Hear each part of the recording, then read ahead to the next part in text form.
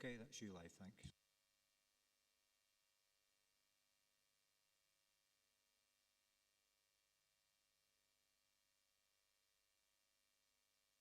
Done it so long since we've been here. I'll start again. I'm delighted to introduce the Time for Reflection, being led for us by Sarah Meslami and Mariam Hawaldi. I had the privilege of meeting some of the Syrian families now living in Dumfries and Galloway, including Mariam and her husband Ali, early last year before the COVID lockdown, which seems a long time ago. We have been delighted to offer a new home to 20 families through this scheme. We have 36 adults and 41 children here, which includes 6 births since 2016, and we expect to go up to 42 children in September. Sarah and Mariam are now going to share their resettlement journey with us and how connections in their new community have helped these families settle into our region. The theme of this year's Refugee Week was "We Cannot Walk Alone," and the global nature of the COVID pandemic certainly demonstrates its appropriateness. We look forward to hearing your reflection.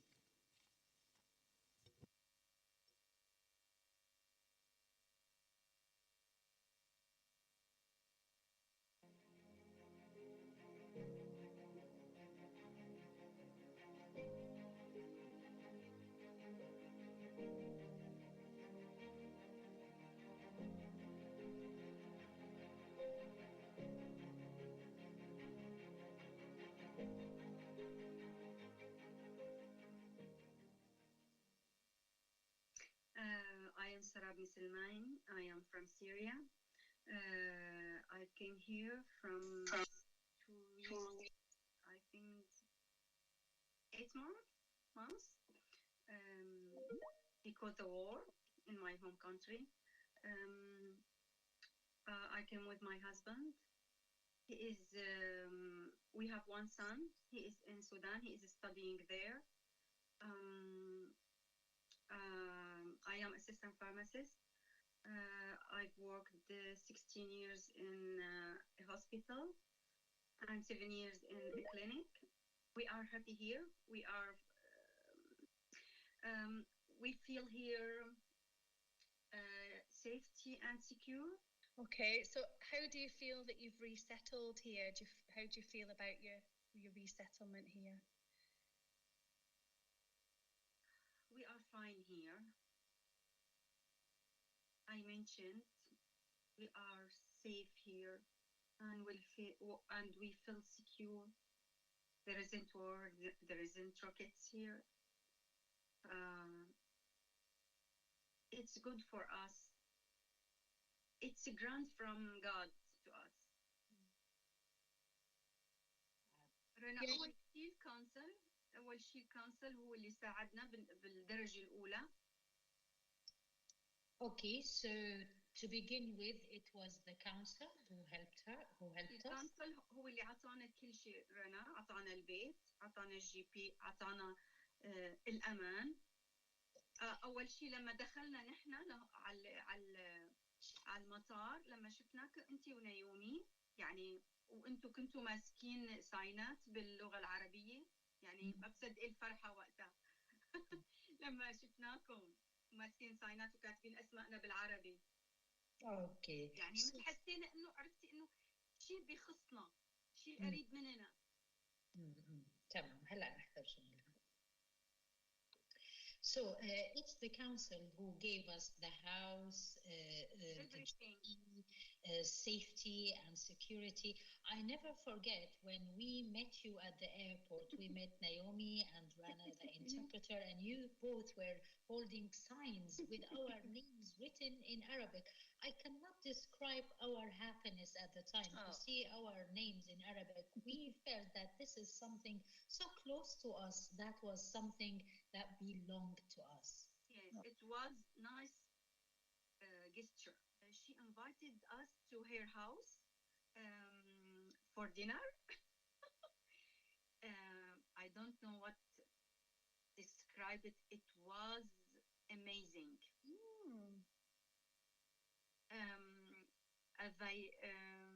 She with her friends cooked the meals. and she came to here because we don't know how to go to there because we don't know anything in that time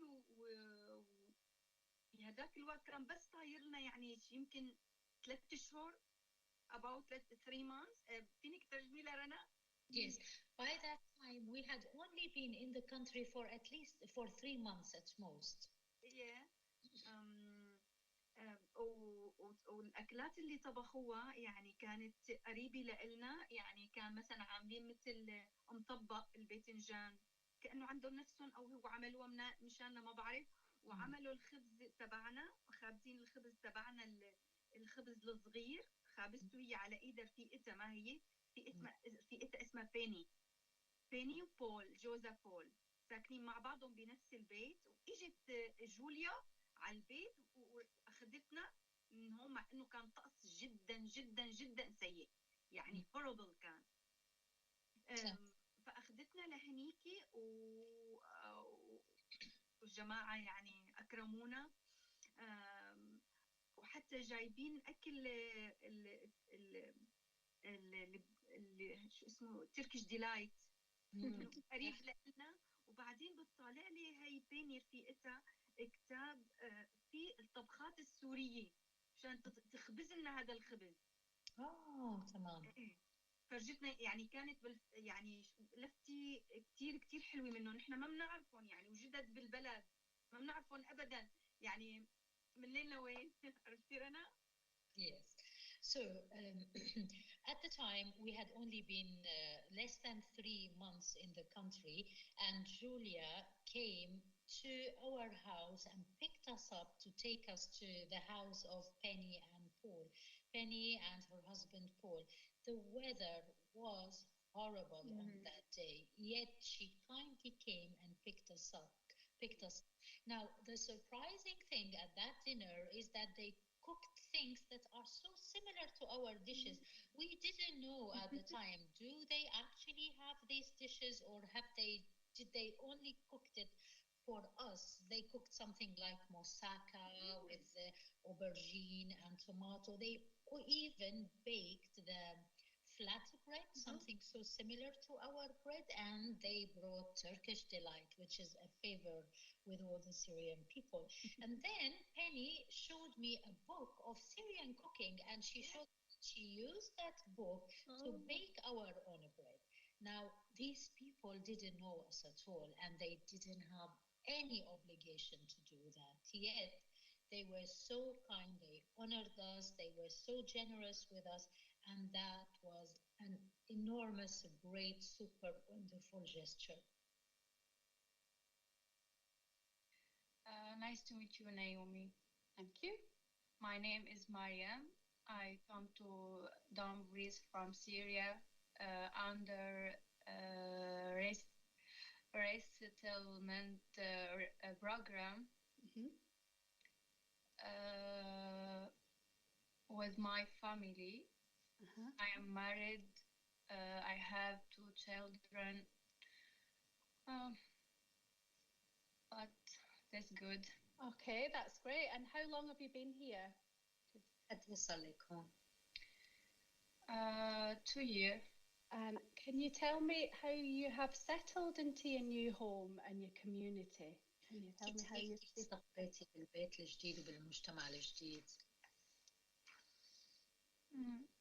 I took a lot time for that. Yeah. That is not easy for me. Yeah. It's very different. You and DGMA. Excellent. And someone, she is very kind for me. How has she helped you? كيف In ساعدتي؟ what ways? Yeah. She is give me support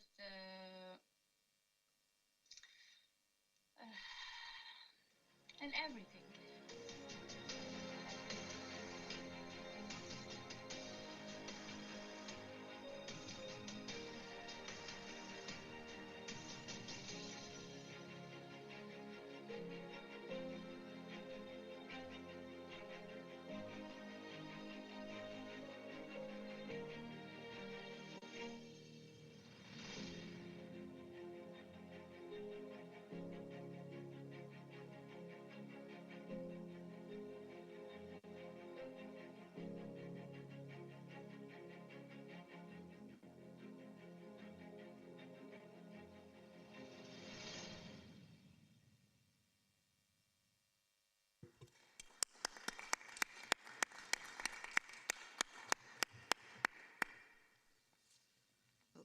Thank you both for sharing your thoughts with us. Your contribution has certainly given us a greater understanding of your experience, and we are grateful for the richness that you and the other new families bring to our region. On behalf of the elected members and officers of this council, could I convey our very best wishes to you all for a very happy and successful future.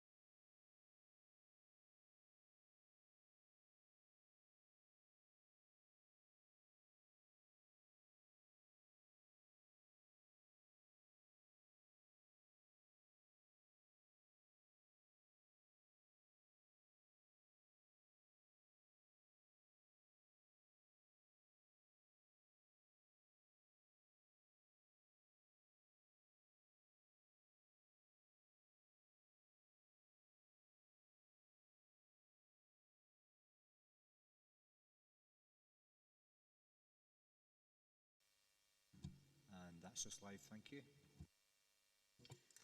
Good morning, members and officers, and welcome to this meeting of full council.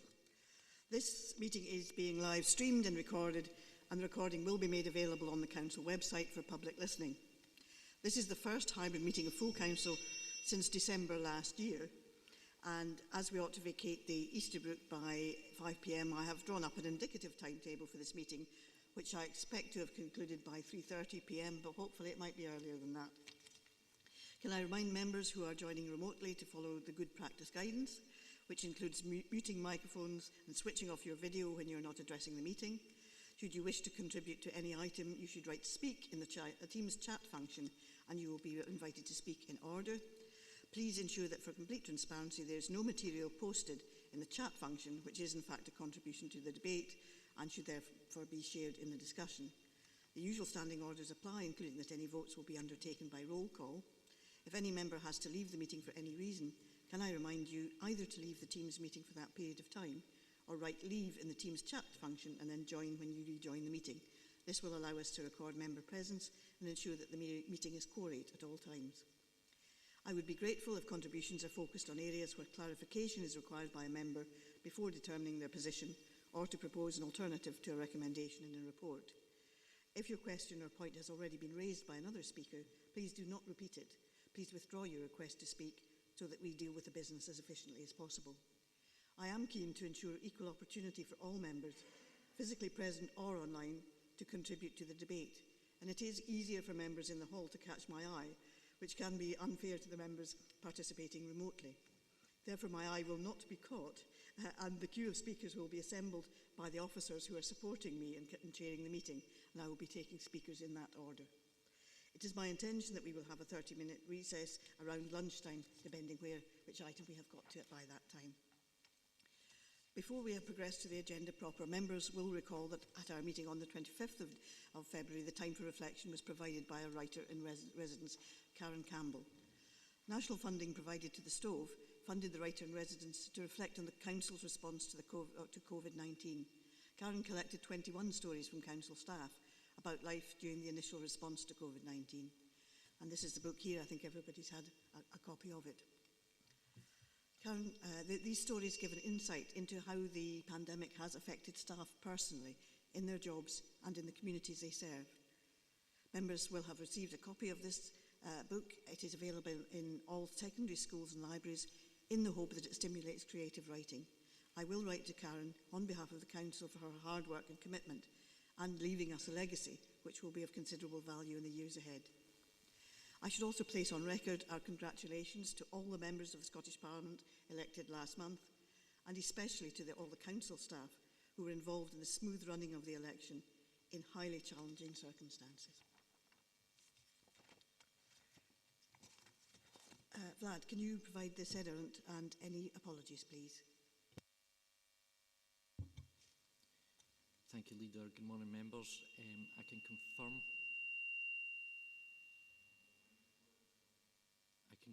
that I think there's a bit of interference. Apologies. I think that's addressed.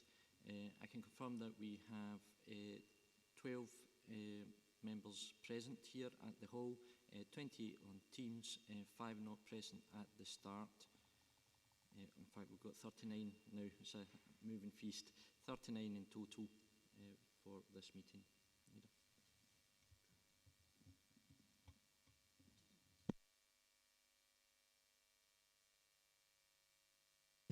Okay, I confirm my agreement to the remote participation of those members who are indeed remote. Do any members have a declaration of interest that they wish to make?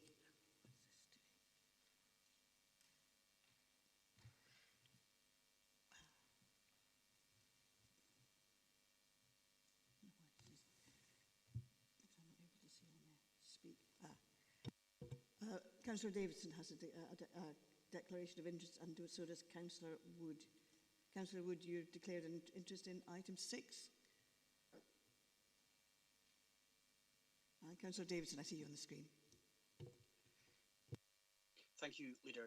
Good morning, colleagues. I wish to declare an interest in item 12, the draft South of Scotland Regional Economic Strategy, as a member of the Regional Economic Partnership, but I will be remaining in the room for the item. Thank you, Leader.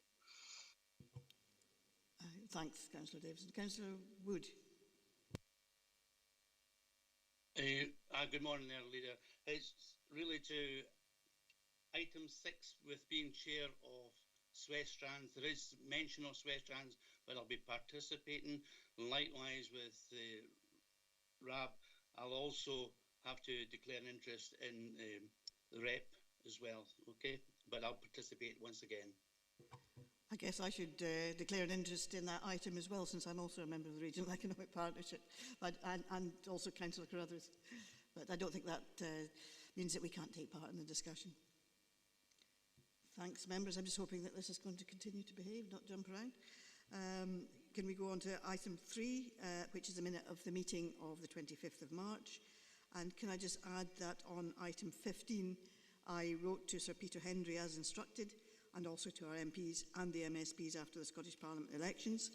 Several of the newly elected MSPs met with me, the Deputy Leader, Chief Executive, Directors of Economy and Resources and Communities, and the Chief Social Worker last week to discuss a range of issues, including the A75, A77 and A76. So can we approve the minutes of the meeting held on the 25th of March? Agreed. Agreed. Thank you. And then we have the minute of the meeting of the 1st of April. And can we approve that minute too? Agreed. Thank you.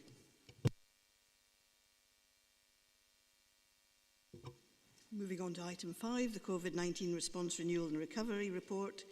This report provides details of the current position in terms of the response to the COVID-19 pandemic and the Council's ongoing contribution. It updates us on Council activity, which is restarted, and discusses aspects which are being considered by services prior to any move to level 0, which unfortunately may be some time off now. It advises on the service evaluation process undertaken to date and the links between this programme of work, the Council's transformation programme and budget development plan for 2022-23, identifies those areas of recovery and renewal which can be taken forward by the Council now, aligned to the findings of the Social Renewal Advisory Board, causeless thinking and discussions with the community planning partners. And Richard Greaveson is available on Teams to assist members with any questions. Richard, is there anything further you want to add before I take members' questions? Thank you, Leader. Good morning, members. Just perhaps, Leader, to say that obviously members, as you've alluded to, are aware that from recent correspondence and briefings that unfortunately, as in other areas of Scotland, positive cases are rising rapidly in the region. I can confirm that we've had more increases overnight. I'll make sure and ensure that members receive further and regular updates as matters progress in this regard. In general, there is evidence of cases throughout the region now in terms of community transmission, specifically around social activity and work-based activity. And as I say, that's right the way across the region. And as members are also aware through briefings that has impacted on our school settings in the last week of term. In terms of assurances to you members, I can confirm that through the multi-agency approach, we've re-established daily IMTs, public health huddles and council community support and other arrangements in terms of critical support to our most vulnerable communities.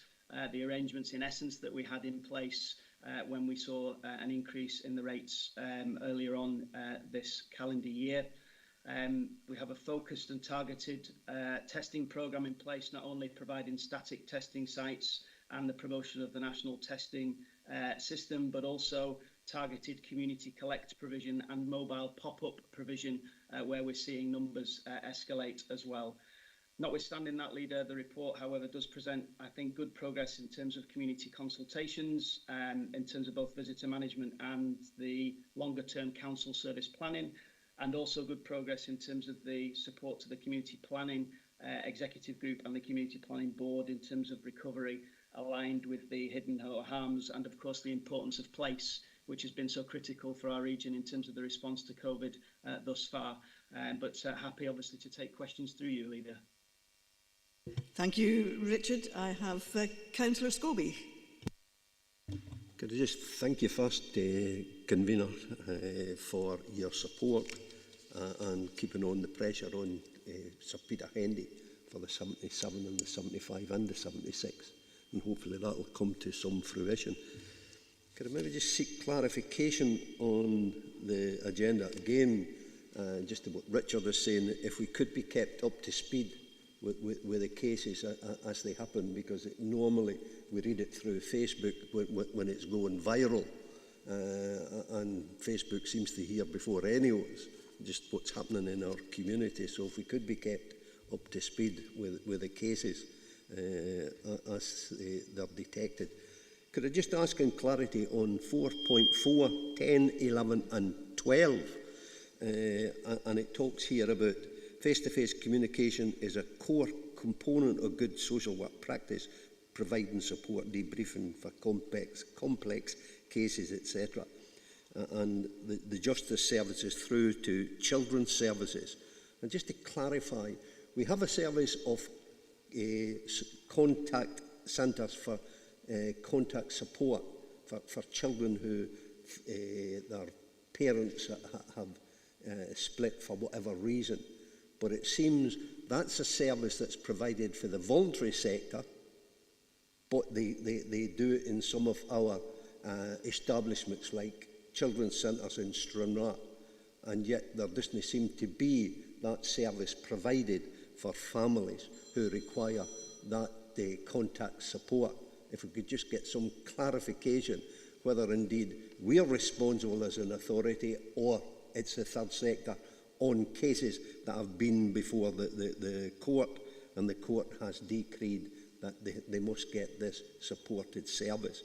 So I really could do with some clarification, and for the service to be returned for families who are quite anxious about this contact and their children.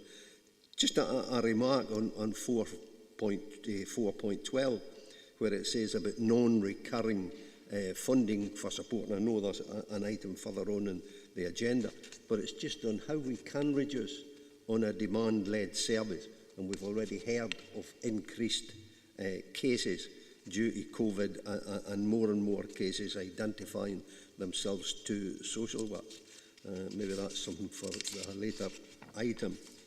And likewise on page 11, under 5.3, where it talks about all ensuring people have enough money to meet their basic needs and address crises of inequality. I think there's also a big issue here in terms of, we've had it before, the anti-poverty working group, and that's on child poverty and how we're tackling that to reduce the numbers rather than them being on the increase. And my last point is in health and social care, and it's just drawn attention to the strategic review, and I note that the council is to be consulted, I think it's in the autumn, August time. I think we need to be pushing forward on that.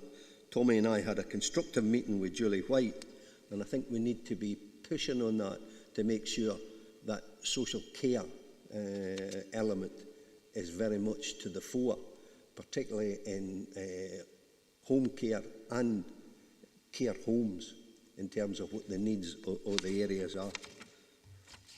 Thanks, Chair. Thanks. Richard, I don't know whether some of the social work issues are not really within your remit. I'm not sure whether Lillian is on the call at the moment.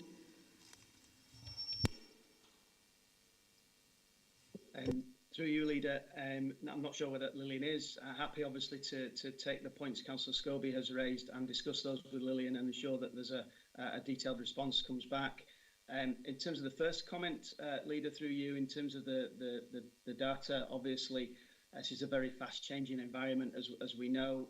The numbers change almost by the hour as opposed to the day at the moment.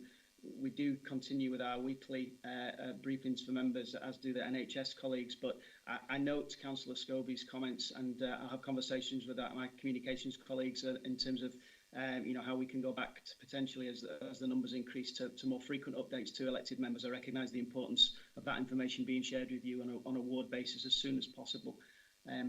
Yeah, happy to take that back, and obviously the points through Lillian and social work services, and indeed the other areas as mentioned by Councillor Scobie in terms of anti-poverty and health and social care, where we are engaging and working closely with Julie to provide support in that regard, Leader.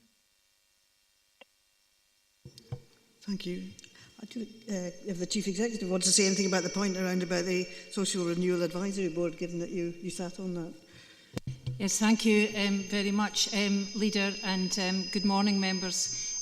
Just a couple of points to pick up on, and we'll certainly come back to Councillor Scobie on his point in relation to access. I understand it is a particularly local issue, but it does refer to the generality of the matter as well. So we'll pick that up.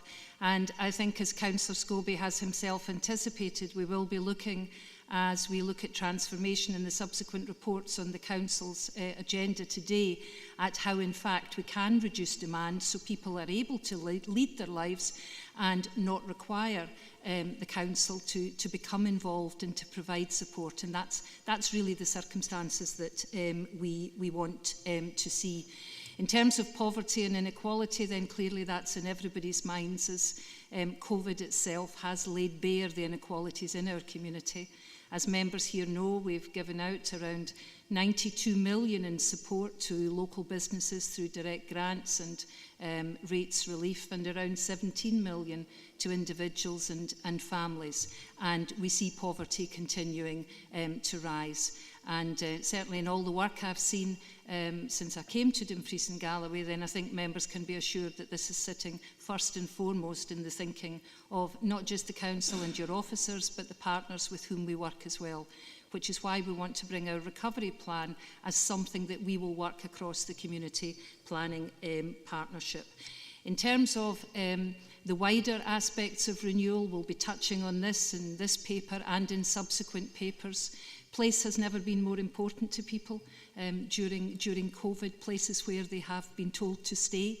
And Dumfries and Galloway is a council that can be very proud of its work in local communities. I'm grateful for the chance I've had to see the work that's been taking place in communities, and I know we will wish to build on that through social renewal, and that indeed, Chair, is very much in tandem with the government's thinking on its recent published report. On the matter of the Health and Social Care Partnership Strategic Review, then that's presently out for consultation, and clearly we will be making every effort to ensure that's the widest possible consultation that takes into account not just communities of interest, but communities of place as well. Trust that's helpful. We'll get a particular response to you in your first matter and copy that into other members so they're aware. Thanks, Chair. Thanks for the response from Richard and yourself, Fiona, and pleasing to hear. And yeah, a lot of good work has gone in within the region, but it still needs to continue. Absolutely. Councillor Wilson. Thank you, Leader, and apologies I was slightly late. The nature of suffering from virtual meeting to virtual meeting. Thanks so much for this report, Richard. I think it's quite clear that unfortunately it does appear that we are at the beginning of a third wave of COVID, but clearly the successful vaccination rollout, particularly in our region, means that there's a very different response to how we deal with this third wave. On the back of the Scottish Government's announcements on Tuesday, which were very positive and certainly paint a good picture for the summer and beyond, with some clear indicators as to restrictions easing, continue to ease over summer, and sort of in line with the completion of the vaccination programme. I wonder if it is maybe time to think maybe through our subcommittee building on 4.7 of the report in September to actually take a look at what council services are doing at that point in time. About a year ago, we considered quite a full report on where council services were at, particularly thinking at that point in time of the pandemic of how council services could come back within the framework that was in place at that point in time of the pandemic. And I'm just wondering if there's maybe an opportunity, maybe through our subcommittee, to consider a similar report, but maybe a stock take for members on how the easing of restrictions over the summer is allowing council services to come back, and to maybe highlight any issues that there is with for any particular services in coming back to, you know, what will hopefully be maybe a move from particular response for the majority of the council to the pandemic to that recovery. Thanks, Richard. Thanks, Leader. Thank you, Councillor Wilson. Yes, more than happy to take that on board. A very sensible suggestion and aligns with the work that we're currently doing in terms of service evaluation, feeding into the business plan. So I'm very, very happy to bring that back through the RRR subcommittee, Leader. Thank you, Councillor Wilson. Thank you, Councillor James. Good morning, Leader. Nice to see you in person rather just on the small screen. It would be easy here to do a bit of nitpicking in the weeds, and one could talk about why doesn't the general phone system work properly as it should after a year of lockdown, etc. But because the service renewal contains some big strategic chances to review what we do. I'd like to focus on that, and I think, first of all, I'd like to talk about the difference between talking to communities and working with community groups. When I was locked out of the council, as many of us were when lockdown happened, we had to go back to our communities, and these are two very quick examples of the difference between a community conversation and actually a community group doing something in action. YouTube flashed up in November that I needed to look at the Economy and Resources meeting, and it was discussing a road traffic survey, and there had been 500 responses, and I assume there would be about 50 issues raised by the public, and so that maybe 10 of them each commented on each issue, let's say. And then there were actually councillors there who wanted to have a ward-level breakdown of the results. Now, so divide that 10 by 12, and you might see where I'm going with this. That's a level that's ludicrous, and yet we are paid to be the contributors and to talk to people. If each of the councillors had talked to a dozen people in their area about roads, we would have learned more than the whole community conversation. And yet the other extreme, back in the community, and I will declare an interest, I do some work for a charity, but I observed that charity set up a food bank which covered the whole of Stewartry in 3 days. And the council was able to refer people to it. I mean, the council could not have done that, and probably there are good reasons why it couldn't have. But that was an example of what works. So by all means, devolve down to successful community organisations, but we need to stop the endless consultations. And I hope you'll agree with me, Leader, that we councillors, are paid collectively something like £1 million a year. We need to be the eyes and ears out there getting the good ideas. Question to the acting chief exec is in regard to the new experience of home working. I suspect there's quite a large difference between what we will report to ourselves in terms of efficiency and maybe the anecdotal input that we're going to get from residents and how they're treated. So in analysing the data as it comes in, how do we control for the two factors? One, the sort of human nature, that if someone finds it convenient for their lifestyle to work at home, they might naturally report a higher efficiency. And yet, the other inputs we'll get from the public will be influenced by factors such as people who are dissatisfied with the council try not to interact with it ever, and therefore won't fill out the survey form. So how do we actually accurately control how effective we are under new conditions, and then go on to find the optimum way of working in normal conditions? Okay. Chief Executive. Well, thank you very much, Councillor James, for your question. I think in actual fact this strikes at the very heart of the role of councillors, that you have to, from a range of information, determine what is in fact the best decision to take and the best way forward. Clearly we are in circumstances where we have had a significant number of people working at home. And it is not just simply a case of people saying, yes, I am working. In actual fact, their productivity levels and their outputs demonstrate that they are indeed working. And the council has been very grateful for the work that people have managed to do. Equally, we are aware that, people in terms of front-facing, community-facing services have worked throughout the pandemic. In many circumstances, our staff, just like staff across every local council, will have put their lives on the line to do that.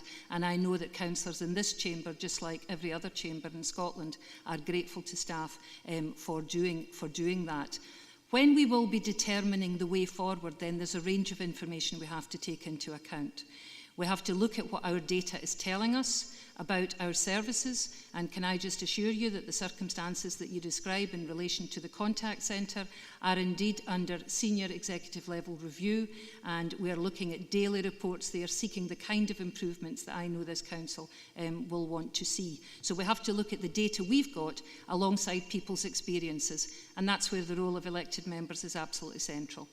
Because you hear what people say about council services and you represent that back here. And looking at all of that information in the round, That's the kind of information that's going to underpin the decisions the Council will take about the way forward, restarting services. This will not be a race back to normal. This will be a time for change and a time to build on all of the strengths we've seen throughout the pandemic and to take the Council forward. I trust that addresses the matters you've raised. Councillor James, you content? No, thank you for the answers. They weren't really precise about how you actually analyse that data, because you are going to get certain skewed feedbacks, and I think it's quite a subtle task to actually dig down and see what's working and what isn't.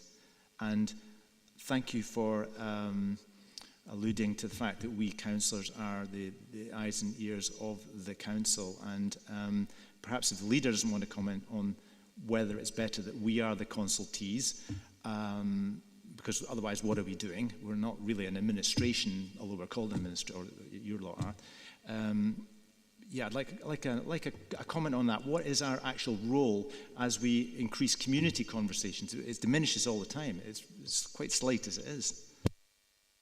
Well, I don't think I would necessarily agree with you that but if you have I don't know whether it's in this report, one of the others, that the community conversations would also involve elected members. So we would take part in those and gain intelligence from all the other ways in which we gain intelligence as elected members.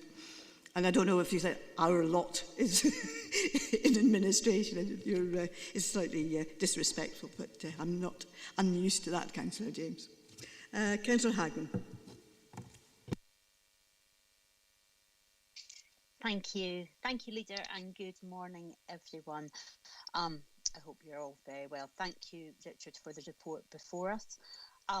Just before I touch on that, Leader, I just wanted to say thank you for our time for reflection. There wasn't an opportunity for members to feedback on that, but I found it hugely humbling, and I think the work for the refugee resettlement programme is hugely important, and if there's any way to get further information, certainly I would be appreciative of that, because I think it's a really important thing that we're doing. We have got plenty of room here, especially in Dumfries and Galloway, to welcome families to our region. So I just wanted to put on record my thanks for that. In terms of the report before us, Richard, it's a huge amount of work. So again, thanks to you, your team, for pulling this together. And I do appreciate the opportunity to discuss this. Obviously, we've got the RRR committee, but not all members sit on that. So again, thank you for bringing it to us. Just a couple of points I wanted to ask. On page 4, we've got that on the 15th of June, the overall 7-day positivity rate in Scotland is estimated to be 3.4. Do we have the most up-to-date percentage figure for that? So that's my first question. And the second one is really to take back to social work. So I'm not looking for an answer from yourself, Richard, at this point, but it's in reflection to us working in a multi-agency format, and we've talked about the huge amounts of pressure and the work that social work have been doing. And clearly the NHS have been working very hard with the vaccination programme, which has been going exceedingly well. But my question is about dentistry, because I'm aware that a lot of, well, all young people, routine dental appointments haven't been happening because of the pandemic, understandably so. However, I'm also aware that there's an opportunity for that first point of contact. If there's concerns of young people, often it's picked up within dentistry appointments in terms of neglect, and the state of teeth can be sometimes an early indication. And I'm just wondering if we can find out, is there any background information about what we're doing in terms of heading off any potential future problems in that aspect? As I say, I'm not expecting an answer just now, but if that's something that could be looked at and taken back to the relevant parties, it'd be much appreciated, because I am concerned about the long-term impacts and how we're taking this forward. There's clearly Scottish Government have announced that free dental treatment is going to be available to everybody under 25, which is brilliant. But you know, if people can't get appointments at the current time, how are we going to combat that in the future? But thank you. Richard? Thank you, Leader. Thank you, Councillor Hagman, and thank you for your positive comments. In terms of the latter point, I don't have the information in terms of sort of the dentistry and the issues there. I recognise the links. I think that's something I can pick up with Director of Public Health, Valerie White, and I'll be very pleased to do so in terms of how we take that forward. In terms of the 7-day positivity rate, up to the end of last week, that has risen to 4.9%. So that's where we are in terms of that at present, Councillor Hagman. Thanks. Councillor Hagman, does that answer your question? It does, Leader, thank you. Yes. Just another statistic which rather worried me, because I look at the data on a daily basis, being a bit of a geek, that although there were 59 recorded cases in the 7 days to the 15th of June, there were 119 over the 7 days to the 23rd of June. So the number of cases in the region has doubled in a week, which is actually a matter for concern. And although our increases are not as high as some other parts of Scotland, it is definitely, there is indications that we are in the third wave, and that we will have to be very cognizant of that in terms of, how we take matters forward. And the need. I think one of the messages we want to put out there actually is the importance of regular testing. That's something I hadn't actually realised until I was in a meeting with Valerie White from Public Health, is that we are all supposed to be testing twice a week. It's not just those people who are going out to work and in a workplace environment. It is actually all of us who should be testing twice a week. And I think we probably need to get that message out there, that that's probably the way that we will help to control the pandemic here in Dumfries and Galloway, is to make sure that we're regularly testing. Councillor Nicholson. Thank you, Leader. Just on that last point about the testing that you were saying, I've been testing as well. I've had the home testing kits, etc. But one thing I haven't been doing is I haven't been reporting it, and apparently I was supposed to be reporting that back, which will then skew the figure. I don't think I'll be alone in that, in omission. A lot of the points have actually been taken up, so I won't waste time going over them again. But Richard, one of the things is, you mentioned about the cases and the rising cases, as did the leader there. What is the age range of the majority of these cases? And is it replicated, that age range, throughout Scotland?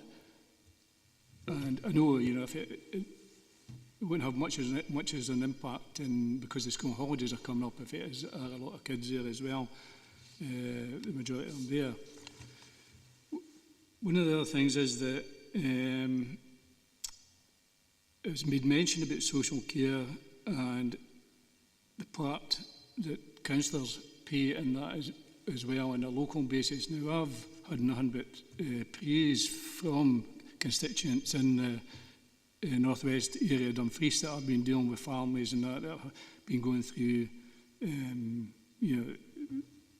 certain issues and that, and meeting their needs, and they've been nothing but complimentary regarding the contact that they've had with the teams there. And I know there's a lot of pressure on the teams. I know it has to, it needs more investment in that, and a different way of working, I think. But families out there are complimentary about the services and the social work. So I'd just like to get across and thank them for that as well.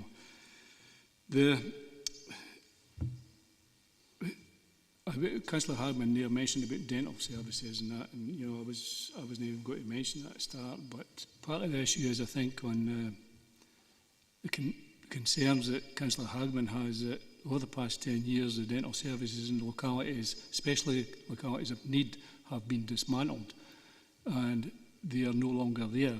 There has been replacements, stuff in school and that, but it hasn't met the needs of different areas that I'm in touch with. So I think we maybe learn something from that, and maybe start rebuilding the structures within that with our partners in the Scottish Government and the Health Service. And Councillor James, he was doing so well. He really was doing so well at the start, and I was actually agreeing, with quite a lot he was saying and that. But as councillors, we've got a responsibility. We've got a responsibility about, conversation, community conversations. I have community conversations every day, or every second day, whatever, but throughout my area. And I feed that back through my experience of it. with officers, with the council, when I'm at meetings and how I look at papers and I feed that back in there. So I think we do have that responsibility, and the importance of councillors shouldn't be demeaned by slanging matches or anything like that as well. Thanks, Councillor Nicholson. Richard. Thank you, Leader. Thank you, Councillor Nicholson. I see Lillian on the call who may wish to comment on Councillor Nicholson's second point, but certainly in terms of the age ranges, Councillor Nicholson makes a really interesting and important point. Whilst there is still positive cases right the way across the age ranges, there is a shift in terms of the younger age group, with around a third positive cases between the 20 and 29 age group as we currently sit here and now. So there is a shift aligned with the variant, and obviously that brings with it slightly different challenges to how we previously were. But through you, Leader, I'm sure that Lillian would like to respond to the other point. Yeah, Lillian. Thank you, Leader, and thank you, Councillor Nicholson, for your points and also for your positive comments. I think it's members are fully aware of the pressure that staff are under. We're continuing to try and meet the demand, and we're continuing to engage with our communities and offer as much support as we possibly can. So I'm certainly happy if members wish to raise any individual issues with me, and I'll take those on board. But you will appreciate that through the partnership and through our own adult services in particular, we are meeting a huge demand for services at this moment in time. Thank you, Leader. Thank you. Councillor Nicholson, do you want back in? Yeah, thank you for that. There's one thing I forgot to mention, and it's about, I know we've got a good partnership, relationship with both local partnerships and others. One of the things is, I don't know if you'll be able to answer this, Richard, but, is there any flexibility in stations about, testing stations, about the way they work? And I'll give you an instance about, in fact, it was my wife, and she's helping out in the vaccination. But we were away, so she decided to go for a test before she'd done a couple of days in it. She went along to a testing station in Breams Road, and it was empty. But they said, no, we can't give you haven't got an appointment. But anyway, she went along somewhere else and she got a testing kit and that. But, it seems to me there should be that kind of flexibility working, and they can take the names there and then just like everything else. I don't know if you've any input to that. Thanks, Richard. Yeah, thank you, Leader. Thank you, Councillor Nicholson. In terms of the specific incident that's mentioned, we'll look into that. I'll speak to you directly, if I may, Councillor Nicholson, because that's not something that should, in our view, have played out in the way you describe. We do have flexibility, certainly, and we're endeavouring to apply that flexibility in terms of the testing programme. As members are aware, the Council is leading on the testing programme in liaison with and in partnership with the NHS, and we are working with, and indeed have just had confirmation from the Scottish Government of their continued support in terms of the testing programme financially. We have the 12 static sites, and we are promoting Community Collect at a certain number of locations where we're starting to see a spike in positive cases. We're promoting the online testing system. However, I take note of the comments made today by members, and I would agree that I think we need to raise our game in terms of the comms around testing. And finally, we have pop-up sites where we have a number of cases in any one specific area, be that within a geographical area, be that promoting LFT testing through schools, or indeed through our own facilities and community facilities where we're seeing positive cases. We have flexibility to be able to align those resources where required, and we're endeavouring to do so. So I'll certainly take on board those comments, and I'll speak to Councillor Nicholson, if I may, directly on the specific incident that he's raised. Thanks, Richard. I'm seeing on the chat here, this is actually for our remote participating members, that somebody is sharing their screen, so people are all seeing duplicate pictures of everybody.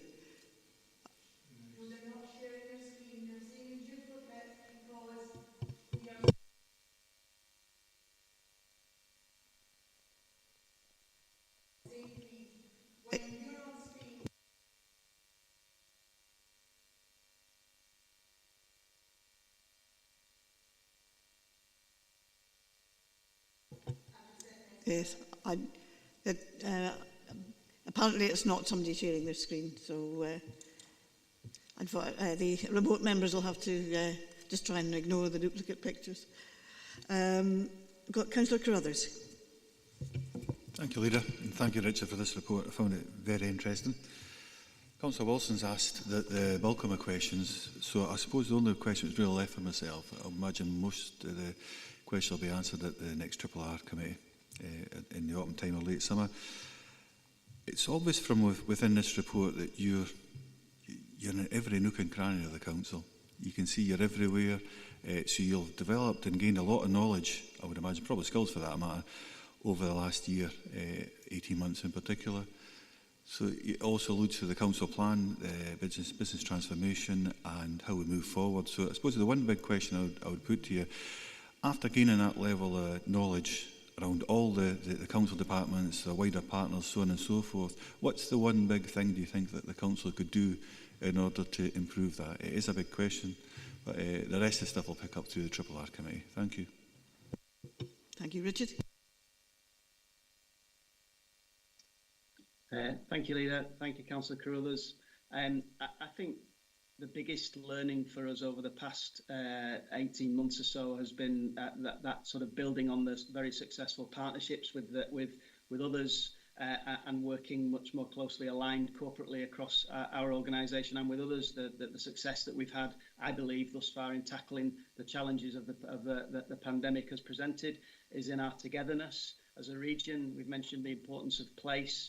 Our third sector partners, the Council, NHS, and indeed our other resilience partners working much closely together to a common aim, for me, has been the most impressive and positive outcome and has allowed us to address that. And if we can continue to work in that collaborative way, working forward, both within and external to the organisation, I think that's the biggest win. Thank you. Thank you, Leader. Thanks, Richard. Thank you. Councillor Driver. Yeah, thanks very much, Leader, and happy Armed Forces Week to everybody in Dumfries and Galloway, which is what I was going to actually discuss with Richard. I know that the interim chief exec did her bit on Monday, and Richard and Derek came up to the Veterans Garden on Tuesday to see what was going on there. And it's to that actual point where the Veterans Garden is actually a community garden rather than just for veterans, and especially for low-level mental health issues and things like that. So I'm just wondering, Richard, if there is an opportunity to work with yourself and the Veterans Garden to get our employees, for instance, in both council and in NHS and in the public sector organisations, and for that the third sector organisations, to work together and use the Veterans Garden as a community asset for low-level mental health issues, and invite those who are suffering those up to the Veterans Garden to, I mean, you've seen yourself the importance of that for, veterans, but they actually said on your visit that this was about, the whole community within itself. So just asking that particular question. Thank you. Richard. Yeah, thank you, Leader. Thank you, Councillor Driver. I couldn't agree more. I think from a personal perspective, I was incredibly impressed and humbled by the activities and the services that are being provided on my visit this week. I'm more than happy to take that on board and champion that approach both within and external to the council through discussions with Mike and colleagues in the team and in terms of workforce, but also through Derek's team and the community's model and ward working. So happy to take that on board absolutely through you, Leader. Thanks. Councillor Martin. Thanks, Chair. Just going back to the lateral flow test kits, as I say, if any members has not got the lateral flow test kit, Nick Evans sent an email on Monday, and there is a link there that if you just go through there, it's very simple to get. You'll get a lateral flow test kit the following day. He's just got to agree with what Councillor Nicholson said as well. I done mine and got it, and I went on to the try and put the result in, and it was absolutely, at the end up I gave up and I didn't put it in. They need to make it clearer. I thought you just went into what they've got, the link they've got, and you get onto it, put it in, but it goes through the whole PCRs and everything before you actually get. I don't even know when you get to put the lateral flow test kit in, but it is very easy to get the lateral flow test kit, and you get it delivered. Do it when I done it at night, and I got it delivered the following day. Yeah, if you Google report lateral flow test, it'll take you onto the bit. But there is a bit of a procedure you go through. But if you actually create an account, it remembers your details, and so the next time you do it, it's a lot easier than it is the first time you do it. But I think it's a good point, a lot of people haven't been reporting it because it's negative, and therefore they think, well, why do I need to report it if it's negative? Just one thing to say that, if we all report our negative tests, it helps to reduce our positivity, which may help if you're trying to make an argument to go into level 0 at some point.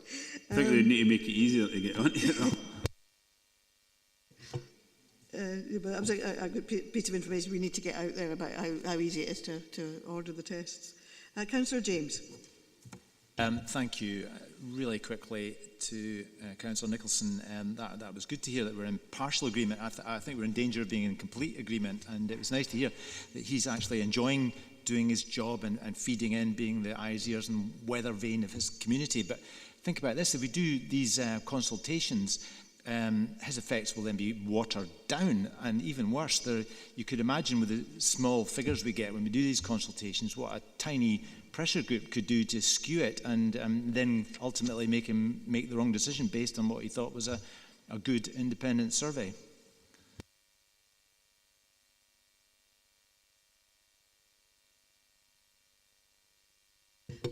Sorry, I had an IT problem there. Anybody? I don't know if that's something that you really need a response from Richard. Okay. Councillor Drysdale. Morning. Thank you, Leader. Morning, Richard. Thanks very much for this report. Can I just say thank you for the work that you have done across the region. This is from us as councillors, because you have actually listened to us. The ward managers have worked well with the additional bins and listening to us with waste disposal and things like that. So thanks for that. I would like to bring your attention to point 4.4.29, page 9, Richard. You're working on and implementing the visitor management communications plan. And I see that you still collaborate with the Scottish Borders Council through the South of Scotland Visitor Management Group. So it's actually quite complicated. You actually have to go and download the app so that you can find out where all the toilets are and where the waste disposal is and where campsites are located in the area. I was just wondering, it's not always easy for visitors to do that. They may be elderly, they might not have phones. And I think going forward, it's very important that we keep managing the visitor influx carefully. Could you possibly assure me that going forward, there might be some kind of, alongside the poster campaigns that have been implemented, something in each and every main town across the region, especially in the west where we do get a lot of visitors, to actually let people know where all these points are? It is really difficult to find, and even if you look at the app, it's very centred towards the east in terms of campsites and caravan sites. Those on the west are completely ignored. There's only 2 or 3 listed at present. So I'm really just looking for some kind of clarity with regards to a poster campaign that could be in the information centres, just to guide people in the right direction. That would be really helpful. Thanks very much. Thanks, Chair. Thanks, Richard.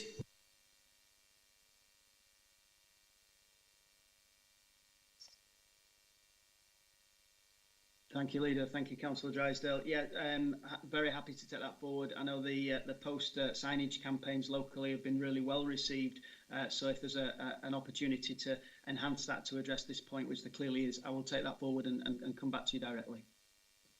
Thanks, Leader. Thanks, Richard. Thank you. Councillor Surtees.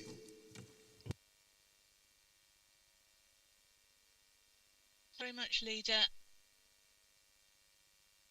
And thank you. Absolutely huge amount of work, and I echo some of the comments that have been made regarding the thanks to the staff and your team. I have 2 questions, if I may, Leader. One is regarding vaccinations for 17-year-olds. I've been contacted by constituents who have been told if you are 18 at a certain date in July, you are eligible for vaccines. And my question is, what happens if you're 17, and when are we going to get to that age group? The second question is a slightly different one. I'm really pleased to see on page 7, when you look at 4.4.12 regarding release of funds for the Grow Your Own programme in social work. I think that is absolutely fantastic that we are able to continue funding that service, because I know how expensive it is, having been involved in that programme, and I know how effective it is as well. My question about that programme is, what are the implications of supporting the social work trainee programme now that we have left the learning network? And also this has an implication for MHO training. So how are we managing to provide the support and supervision and training for practice teachers now that we have left the learning network? Thank you. Okay, I think the latter is really a question for Lillian. Richard, do you want to respond to the former point? Yeah, thank you, Leader. Thank you, Councillor Surtees. Positive comments, much appreciated. I recognise and understand the point in terms of under 18s, and there was obviously a letter sent in error this week, which the NHS I think have clarified through their various media outlets, so to speak. I know NHS are on this. It's a nationally driven issue in terms of when certain categories of individuals will be vaccinated. I know from discussions with NHS locally, they're obviously very keen to ensure we develop as quickly as we possibly can. I don't have the specific dates around under 17s, but we have our strategic LRP tomorrow. I'll try and get an update from Chief Exec NHS and come back to you on that one directly. Okay, Lillian, could you take the second point, thanks? Yeah, thank you, Leader. Thank you, Councillor Surtees. Just on the network situation, I mean, we were very unhappy with the service provided by the Learning Network West, and when we did leave it, we had an agreement with them that they would continue to offer the support for the mental health officer training. However, they went back on that. So we are now currently linked in with the Learning Network East, and they're providing that support around the mental health officer and the practice teacher training. The one point I would say to you is that within the team, our own in-house social work team, in terms of the assessment and support for practice teachers and for students, we have developed more services within that, and if you would, I'll be more than happy to link in with Trish Neagle, who's the lead officer for that, to provide you more information on that. But we are now linked in with Learning Network East, so we haven't left the network, but we have left the West one due to their lack of commitment to what we were purchasing. Thank you. Thank you very much, Lillian. That's really reassuring, and a great programme. Thank you. Thanks very much. Right, if we could now go to the recommendations, and we're being asked to note 1 to 5. You're content to note 1 to 5. Right. Okay, item 6 is the unaudited accounts. The purpose of this report is to ensure compliance with the Local Authority Accounts Scotland Regulations 2014, which state that the proper officer under Section 95 of the Local Government Scotland Act 1973 shall ensure that the draft accounts are submitted to the Council by no later than the 30th of June, following the relevant financial year end. The unaudited accounts were posted in the chat function for this meeting on Tuesday and posted out. We received ours yesterday. And several members attended a members' briefing on the accounts on Monday afternoon, which I think was very helpful. Paul Garrett is available on Teams to assist members with any questions. Okay, I'm not actually seeing Paul yet on the screen, but there he is. Paul, do you want to add anything before we take questions? Nothing to add at this stage, Chair. As you say, there was a member seminar on Monday where we took members through some of the details within the accounts, but also important to recognise that this is the start of the process whereby the external auditors will now review the Council's accounts, and they'll come back to the Audit Risk and Scrutiny Committee in September with their report and any kind of detailed findings following their work. But happy to answer any member questions this morning. Thank you. Yes, I mean, our purpose today is just really to start the process off. We're not actually scrutinising, because that will be done by Audit Risk and Scrutiny. I've got Councillor Wood and Councillor Wilson wanted to ask questions. Councillor Wood. Thank you, Leader. First one is on page 84, long-term debtors. Now, apologies for not getting to the seminar, and I suspect I've also asked this question before, but it's to do with the police and fire debt of just over 10 million. How is that being managed, and how long will it continue to be on the books? The other one I'd like to ask is on page 99, in the second box where you've got maturity analysis, and that's between 1 and 2 years. The figures rise rather than falling like the rest of the figures. Can you give me some clarity on the reason behind that? And finally, on page 101, where it's the second paragraph where they're mentioning Swiss strands. Now, we are recording, or will be recording at our meeting tomorrow to the board, that a break-even situation. Can you give me clarity on the outstandings that appear in the accounts as suggested? And I'm presuming that is a clerical adjustment, is it? Okay, Paul? Yep, no, thanks, Councillor Wood. Just try and take those points in order. The nature of the long-term debtors relating to police and fire relates to when the police service was brought together in terms of Police Scotland. Prior to that, as members are aware, both police and fire services were part of this council. During that period, to support capital expenditure for police and fire, the council incurred debt. When the services were brought into the national bodies, the debt did not transfer with them. So basically, on an annual basis, we receive from police and fire the repayments of the associated borrowing. There's still a number of years remaining on those debts, but it's a fairly straightforward process, and both police and fire clearly understand the kind of details of their commitments in respect of these debts, and no concerns regarding the future recovery of those. In terms of the maturity profile on page 99, basically what that shows is the period when our current external debt will mature, obviously, and be repaid. And that varies depending on the nature of the borrowing we've undertaken in previous years. The fact that it's going up in terms of that 1 and 2 years bracket is not a concern as part of our overall management of the portfolio. It just means that last year debt that was in that category will actually have moved into 1 year due now, so it's actually that's why that particular category has gone up. So it's basically the movement between the different maturity profiles that's been reflected there, but it's not an indication of an increase in overall level of indebtedness or anything like that. It's just purely the timing of when we were repaying some of the specific loans that we've previously undertaken. In terms of the Swiss strands adjustments, there's nothing in this set of accounts that gives any concerns regarding outstanding amounts or issues remaining with Swiss strands. As you say, it's a break-even position that we're reporting in terms of the Swiss strands accounts, and that will be taken to the Swiss strands board tomorrow. So these are just specific administrative adjustments that are reflected within the notes to the accounts for members' information.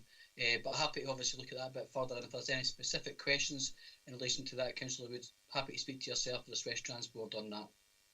No, I'm happy with your response, very much so. Thank you. Thank you, Councillor Wilson.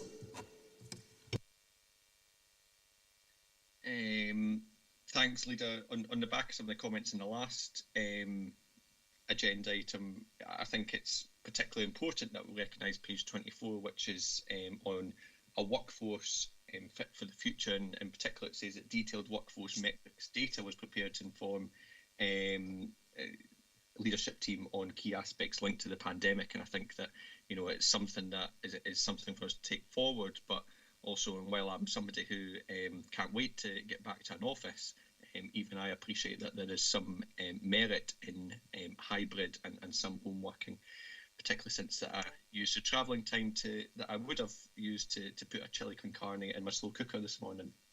So I think it's important that actually we maybe look at some forming that some new metric data, because actually just calculating the amount of time that people spend in an office at a laptop isn't actually a sign of productivity. And I think that can help to reassure some people on actually that the productivity of members of staff who may choose to work at home for various reasons.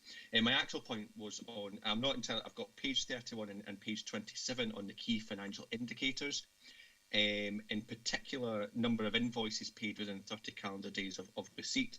And understandably, due to the COVID pandemic, that there has been some slippage from quite a high figure in 2019-20.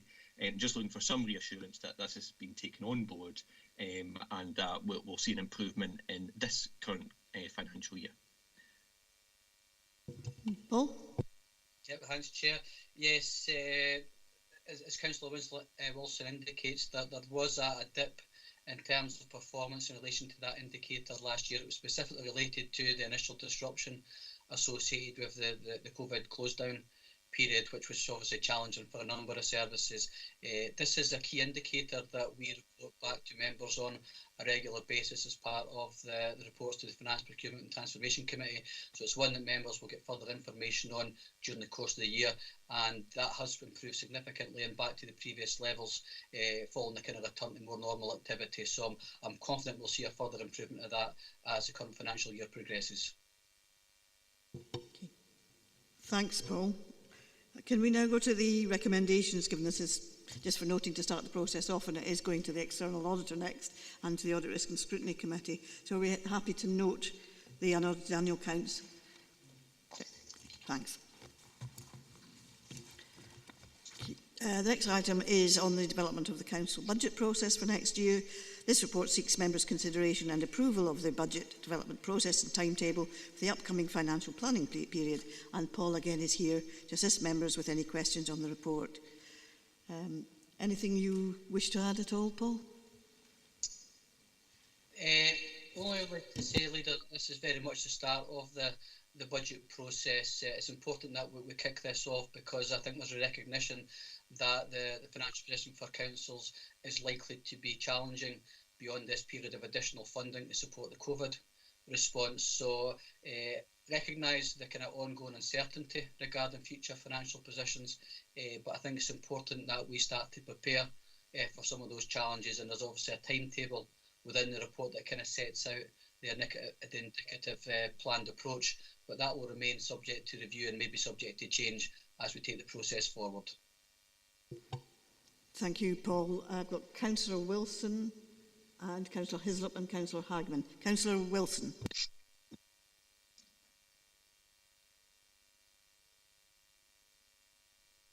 Thank you, Leader. Just to welcome this process, I think it's very important that we're considering this in June, and we're starting off the budget process and reflecting that the timetable allows for the uncertainty that we do face, and it can obviously be altered through the year. But here's hoping that actually we do get a budget, a settlement in December, and that will allow us to consider these issues in a timely manner. Here's hoping that is different to the sort of last 2 years, but I think this timetable sort of does allow us that sort of room for manoeuvre if circumstances require throughout the rest of the year. Thank you. I don't think that's really a question, it's more of a point, isn't it? Councillor Hislop. Thank you, Leader. Just to support the comments made by Councillor Wilson there, I think the timetable does reflect something that can be delivered. We hope that the local government finance settlement comes through so that we have the fullest of figures when we're taking these decisions. The only thing I would ask is, if we do get a 3-year budget, could we accelerate that process so that in future years, if we're going through setting, if there's savings to be made, we could look at them earlier in the year. If they were achievable, we could take them earlier, so that when we come later in the year, we might not need to take as much because we've implemented some slightly earlier. If that was a possibility, if required. But hopefully it doesn't come to that, but it doesn't look too good just now. So if there was an opportunity in future years to accelerate the programme, if able to, because of certainty over funding, that would be quite good. Paul? Yeah, thanks, Chair. Yeah, no, I think that would be a positive development. I think it's important that members get the opportunity to review opportunities for change and savings, not just on a kind of one-off basis as part of the budget process when we're making decisions in February, but in advance of that where appropriate. We have reflected in this paper that we are looking to return to that 3-year medium-term financial planning horizon as part of the current budget process. That does rely to some extent on the Scottish Government's approach, which, as far as we know at the minute, the intention is to announce a 3-year budget at the end of the financial year, and hopefully that's something that can actually be achieved. But even if that's not the case, I think we can still look towards change and savings programmes that extend beyond the financial year, because a number of the proposals that we are looking at will take a significant kind of lead-in time. So I think it's important that the savings process and change process isn't viewed as just a particular date, but as an ongoing process. So certainly happy to try and build that in based on Councillor Hislop's comments there. Thank you, Paul. Councillor Hagman. Thank you, Leader, and thanks, Paul, for the report before us. Budget setting is always a challenging time, I think, for all the political groups. We all want to provide as much as we possibly can for our communities, and we do have our strategic priorities that we've identified and we're working within. One of those priorities is to be an inclusive council, and I think it's really imperative that we include as many people as possible at an early stage as possible with our budget setting. So members of the public don't just hear about budgets at budget setting time at the beginning of the year. So just in terms of the budget process timetable, I do note that we've got by the 30th of September that it'll either be FPT committee or full council that will receive a report on proposals for public staff and other stakeholder engagement. And I just want to say that to me, I think is crucial in coming forward. So I look forward to getting more detail on that, because I think it's imperative that we work in an inclusive way, and I think if that's being used in the community conversations, which I'm hugely supportive of, I think that's actually a really positive way forward. So thank you, and I'll look forward to getting more details on that in the future. I do agree with Councillor Hagman that the community conversations offer an opportunity for us to also talk about budget priorities as well as the recovery priorities, which may indeed be the same thing. Paul. Just really to confirm what yourself and Councillor Hagman have said, I wasn't in a position to set out the kind of details of the engagement process as part of this particular report.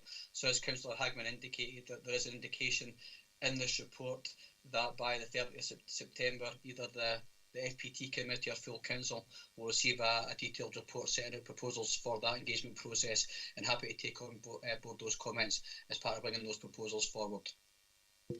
Thanks. Councillor Carruthers. Thank you, Leader. Thank you, Paul, for setting out this. Like Ivor's already outlined the Conservative position. So the question I've got in regards to, well, for yourself is, I put a question to the Chief Officer, RRR, Richard Greaveson earlier. You probably heard that. What was the one big thing that could change the service delivery going forward? Obviously, there's correlation between the budget process, transformation, so on and so forth. So taking his answer into consideration, which I entirely agree with, okay, there's partnership working, there's potential savings, better ways of providing services. How will you feed that into the budget process? Thanks, Paul. Yep, and I also agree with Richard's comments earlier regarding the importance of partnership working and also working with our communities as part taking forward the most appropriate approach to delivering local government services. I think the thing I would add to that is that we've learned a lot over the last year, 15 months or so, in terms of different approach to work across a range of services, and I think we really need to take those learnings into account when we're thinking about how best and most effectively and most cost efficiently to approaches to delivering our services going forward. So I think it's that linkage between the partnership working and what we've learned over the last 15-month period to help determine how we can most effectively support our communities moving forward. And as you indicated there, Councillor Carruthers, that link between that and the transformation process is also key, and we'll be bringing back reports to the Finance, Procurement and Transformation Committee on the development of that transformation programme and some of the improvements that we'll be able to achieve through that work. Thank you.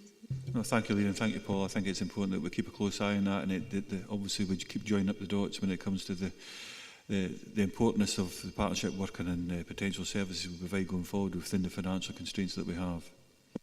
Yeah. Thanks. Councillor Scobie. Yeah, Chairman, just listen to what Paul said there. And, you know, there's been a number of remarks made, glowing remarks on the tremendous work that our staff have done throughout COVID. They've been putting their lives at risk, similar to our NHS heroes, and they should be recognised as well in that. But on fixing the budget, I think we've got to reflect the value of our workers in that. And in 3.8, Paul and Gillian has reflected on a 3% increase on the council tax. I think that we should be putting a message through to COSLA, to the Scottish Government, to the UK Government, that we're looking for a proper settlement on local government to keep the services going, not the way that they've been done in the past, notwithstanding what Paul says on a different way of delivering, but people do look for local government services and no cuts in public services, as seems to be indicated in the paper, of 30 million over the next 3 years. You know, and Paul's laid out the pessimistic, mid-range and optimistic approach, but I think that we should be putting the message through to COSLA to get to the Scottish Government. We'd be looking for a better settlement to maintain our services, because if it's anything to go by here, what we're doing is just cutting away at public services all the time. I don't know that that's something really that Paul can answer at the moment, but Paul. Yeah, Chair, I think we could be putting a message through to COSLA that this is what we're looking for. I know I've asked the question of Paul in terms of directors, financial directors, section 95 column, as you will, in terms of we've got to be there to say, look, enough is enough from local government. And if we don't get that message through to say that we've had enough of cuts, we've suffered under austerity, I think that's the message that I would hope would be going from here today, particularly from the administration. Well, I think it is the message that goes from here, and it also equally is the message that goes from COSLA. I mean, COSLA has fought the battle for local government, a decent local government settlement year after year after year. It's a pity. I don't know whether... I'm not necessarily going to bring Gail in, but I know that she has been one of the people who has been making the argument on behalf of COSLA with the Scottish Government. But you know, unfortunately, this is based on a settlement. I hope we get a better settlement than this. Actually, I mean, I feel pessimistic about I feel even pessimistic about the optimistic range. Never mind anything else. I would hope that we would get a better settlement than that, and I'm sure COSLA will, as usual, fight for it. Okay, Councillor Wood. Thank you, Chair, and thank you, Paul. I have no problem, no issue whatsoever with the timelines that's being presented. However, I was reading that we've already taken out more than £100 million out of our budget. At what stage will this have a major impact on our statutory obligations? I think it's having an impact on all our obligations, and particularly our non-statutory ones, because they tend to be the one that we have to cut back on. But Paul, maybe you can. Oh, for heaven's sake, Paul, yeah. Can you? No, I mean, I think the cuts or the reductions in funding that local government has faced, you know, has an impact on our obligations across the board. And the kind of distinction between statutory obligations and non-statutory is quite a kind of, you know, it's not a straightforward one. So I think it's more appropriate to think of this generally in the terms of the overall local government obligations towards our communities. In terms of the impact and the work through COSLA, and just coming back to the kind of previous discussion, and I think one of the things we're trying to do through Director of Finance, through COSLA, is to continue to argue for a sustainable funding settlement for local government going forward. And one of the hopes is, and one of the expectations is that you know, the value and importance of local government service has been clearly demonstrated during the COVID period.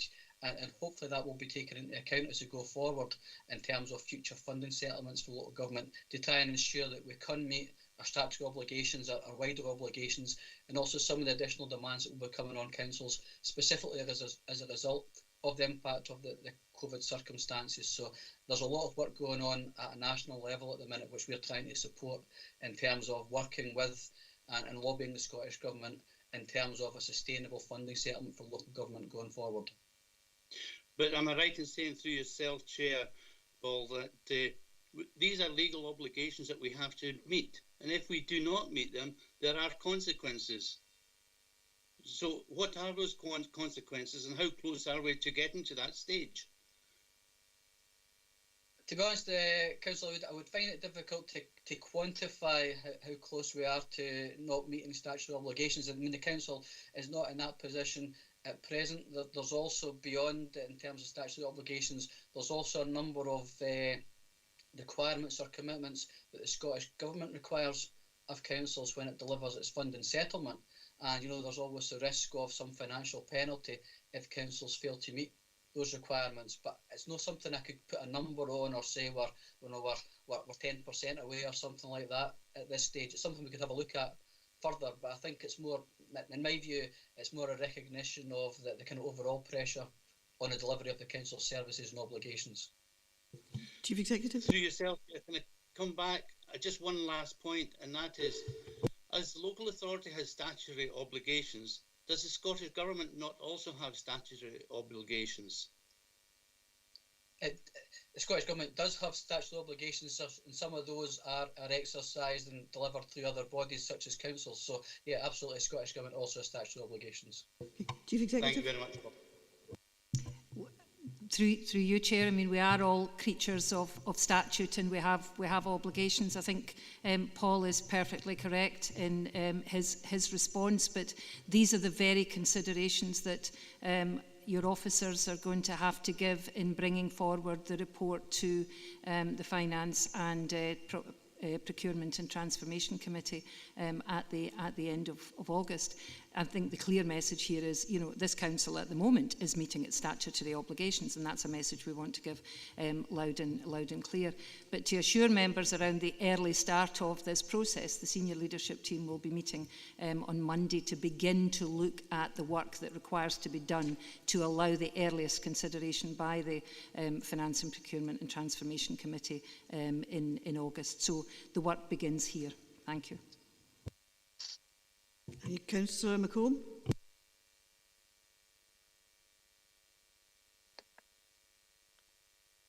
Thanks, Leader. Paul, given the rising levels of inflation, does the optimistic estimate include a projected rise in loan charges? Paul? Each of the scenarios does include a small allowance for an increase in loan charges. Obviously, that's tied in terms of potential costs of loan charges. They're tied more to the level of capital expenditure we incur and interest rates in particular. And given that we have got most of our borrowing on a fixed basis over a longer term, and also given that the indications at the minute, although there's a wee bit of upward pressure at the minute, but the indications are that it's still likely to be a fairly extensive period before we're likely to see a material increase in interest rates. I don't feel as though the council is particularly exposed to movement in interest rates at the present. Thank you very much, Paul. Councillor James. Thank you. Councillor Scobie is saying that the council workers were putting their lives at risk. And I mean, let's take social workers, for example. They probably were having to go out and interact with people closely when we knew very little about the virus. But we probably had a lot more people working at home. And when we launched the bid to give them all £500 extra, that was just an absolute lead balloon. Questions were asked like, well, do they need it because they're spending more on tea and coffee? Or why is that? And it's just, we're going down the same track again here, trying to link COVID to a pay increase. It's not right. Why isn't there enough money? That fault is the door of the SNP, obviously, because my understanding is that the shortage of money in Scotland is due to the fact that more tax-raising powers have been devolved, and the Scottish economy has underperformed. It's not a good advert for more devolution, and I would actually scrap Holyrood as it takes the money first. I think there would be enough money if we got it directly. Inclusivity. Yeah, what about talking to the biggest party? I hope they're going to be fully listened to in the negotiations for the next budget.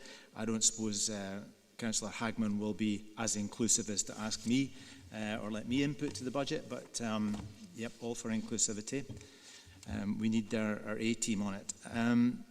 You won't have to go far down the street to meet someone who thinks that we waste money, and they've probably all read their newspapers and seen we have these regular, massive, multi-million-pound fiascos. But it's interesting when you talk to a member of the public and say, do you know how we underpin our debt? It's based on asset values, which are a lot to do with sandstone buildings, based on their replacement value. Now, I've raised this a few times, and I'm always told, well, that is standard practice. But standard practice was the thing that caused the financial meltdown 12 years ago. That was subprime thinking. And I think we need to take a cool, hard look at our balance sheet. I know, Leader, I've asked you before whether you think a financial impact assessment on the effects of independence is due, and you said, no, we're going to wait till the last minute on that, or words to that effect. But why don't we just get our house in order in terms of what's underpinning our debt? So would you, Leader, support my motion to say that we agree to find a more realistic method of assessing the capital value of the Council's asset base in relation to its nominal backing of debt? This is a report on a budget process. It's not. I am not actually going to open this out for arguments between yourself and Councillor Scobie or yourself and Councillor Hagman. I think, quite honestly, that is not what we're here to do. We're here to debate and agree a timetable for the budget. And if you look at the timetable for the budget, by the 30th of September, political groups have to provide the senior leadership team with detailed directions of savings, spendings or investment proposals which they wish to be prepared. Now, I presume that you could probably also request the same as an individual councillor, as if you're not part of a group. But I'm not going to get involved in one of these sort of debates. We have a lot of actual business to do. So, you know, these sort of political point scoring, I think, is not relevant to this meeting. So I'm not going to take Chair, that. and I'll treat the contempt he uses against me with that contempt. Yeah. Yeah. Firstly, you allowed Councillor No, Scobie I'm to sorry, bring up his Councillor points. James, I'm not and going secondly, to get involved. If it is the development of the Councillor Council's James, will budget you respect process, the chair, what please? would be more relevant than what underpins our Councillor debt? James, please be quiet and respect the chair. Okay? I'm going to call in Councillor Sloan now. Strange following that. Could I first thank you, Chair, for your opening remarks today. I did the opportunity. I just caught the end of them, where you said no fear, no favour to all councillors around this table, and you'll certainly get no argument from me on that one. Could I say one of my biggest concerns, and it has been for years in the council, we're never honest with the people we serve. In fact, at times we're not even honest with ourselves.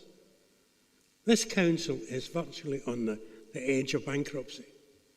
How many people around this table have used that word in terms of a council budget? Because there's no reason not to. I mean, our staff are struggling. We are struggling. Let the people out know there that we are struggling, and let them just how close to bankruptcy we are. I certainly agree that we need to be honest about the problems the council will face if we're subject to any more cuts. Paul? No, I can understand Councillor Sloan's comments in terms of the pressure on the council and the pressure on council services. In terms of the terminology, I'm quite keen to make the point that the council is actually, at least in a short to medium term basis, on a sound financial footing. That's reflected in the accounts in the previous item, but also in the outturn report that was presented to the Finance Procurement and Transformation Committee last week. So I think the Council is in a stable financial position given the circumstances, but I do also fully recognise that the kind of pressures on Council services that Councillor Sloan alludes to there.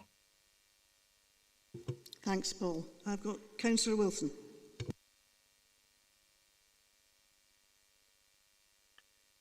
Thank you, Leader. I do think actually a number of things that Councillor James has actually spoken about were actually for the last item on the unaudited accounts, and the fact that every member agreed to that. I think it's safe to say we can move on to the recommendation on this item, given that actually his contributions were actually on the annual accounts, I would say. Yeah, thanks for that, Councillor Wilson. Can we now go to the recommendations, which I think is to agree the draft 2022-23 to 24-25 budget setting process and timetable as reflected in the appendix, and the political groups. We should all take account of when the pieces of work that we're expected to do and when we are expected to do them. Okay, thank you. Can we go on to item 8, please, on the council plan? This report presents elected members with an updated council plan. Members will recall our intention last year to undertake a mid-term review, which unfortunately had to be suspended due to the second wave of COVID in September. The plan has been updated to include various decisions taken by Council and also our 5th priority on the climate emergency. And you'll note again that the community conversations will be taking place after the summer recess. Fiona is here, assisted by Heather Carnahan, to assist members with any questions. So can I ask if Fiona or Heather have anything to say before members come in? Just perhaps, just perhaps a brief comment, members. I have had the opportunity to look at the report that you considered in September last year, and in actual fact, you know, that records a high level of achievement against the actions that you set yourself within your council plan. Rightly, in February, you acknowledged you would not be able to undertake the consultation and engagement that you had wished for at that time. Members have had a copy of the council plan here as amended, and I hope indeed you see the changes that have been incorporated to reflect the good progress you're making, as summarised in paragraph 318. In terms of looking forward, because it's very clear that's what members want to do, then the consultation that was foreseen and is now set out in paragraph 331 has members sitting at the centre of that in terms of your local representative role. But equally, what we are endeavouring to do right across the partnership in our work with the rest of the public sector and the third sector here is clearly use the opportunity that the Council has as the only democratically elected local body to bring people together through community planning and indeed to put the recovery one recovery plan for one Dumfries and Galloway region. A number of lessons that we want to incorporate just in our future thinking and plans, and again those are highlighted in section 3 of the report. We want to build on the new ways of working, and that's already been picked up by a number of members, Councillor Crothers and Councillor Wilson here today. We want to try and continue to move to early intervention and prevention. And I think it's particularly symbolic that we're talking about these things at the 10th anniversary of Christie. There is much we can point to happening here in Dumfries and Galloway, where Christie is clearly living every day, but there is still much more to do, and certainly evidence of a great appetite towards working in that way. This report highlights the need to reduce the number of plans because perhaps we have too many, and I think that's a comment that certainly I have been hearing from members. And certainly this report also takes account of the other good things that have been happening that you will want to have take account of in your community plan moving forward. And that's the economic strategy, which is also on the agenda for this meeting, and also the locality planning and your focus in place and local conversations. So I think it was Councillor Crothers that used the expression joining up the dots. I hope indeed that is what members see in a number of the papers coming before the Council today, both in terms of our response to COVID, in the way the Council plans to use its resources, and in our long-term planning to serve the communities of this region. Thank you, Chair. Thank you, Fiona. Heather, do you have anything you want to add? No, nothing from me, thanks. Thank you. I've got Councillor Scobie first. Yeah, Chair, I'm looking at the actual council plan and turning to page 50. And I see the photo there, the illustration of the 74, and it does speak of while the west of the region is linked to Northern Ireland by ferry, but we're also linked by the two roads, or the 75 and the 77, to the ferry connection. And I think from your opening remarks, in terms of your involvement with Sir Peter Hendy, that we do make full use of the Union's connectivity strategic review to hopefully receive or at least get some funding to focus on both these two roads. And I think I'm going to place on record our support that we get from our colleagues in Mid and East Antrim Borough Council for the tremendous work that they're doing on the 75 and the 77. It's continually raised in the Irish Assembly, Northern Ireland Assembly, how important it is for their economy that we get both these roads upgraded, and I think we should recognise that in terms of page 50, if that is at all possible. I've referred to page 51, where it refers to digital connections, and it's something that I raised at the Education Committee on whatever day it was. I can't even remember what day it was now. But what the feedback was that Open Reach are meeting the Scottish Government's standards. And what we've got, particularly west of the region, or it may be the same east or throughout the whole of the region, is the poor connections for some of our young children, our pupils, who are learning from home, and they don't get connection for their coursework. And it's a particular problem, and I don't know, I'm no a great understanding of these megabytes and everything else, but west of the region we're very much to 2s and 3s and 4 megabytes, and you continually see the wee bill on your television. So if that's the same for coursework, then I think we need to be writing to the Scottish Government and saying that we need some greater access to broadband or whatever it is. And I would hope it was in your suggestion, Chair, that we bring it to full council because it affects across the board. So I would hope that in your recommendations that we do write to the Scottish Government, that we do lobby them for greater broadband speed or whatever it's called, so that people can access, particularly our young people that rely on this for coursework. Yeah, Chief Executive. Thanks very much, Chair. So the first item in respect of the Union Connectivity Review and the importance of the 75 and the 77, then we are very mindful of the response that has been made by the Council to the Hendy Review, and also our close working with Mid and East Antrim and more recently South Ayrshire Council as well. I'm able to advise members that we'll be meeting with both councils at officer level next week to look at the potential of us undertaking a joint economic impact study on the benefits that improvements to both of these roads would make in terms of what is undoubtedly going to be a very important crossing in terms of trade, and members will be updated accordingly.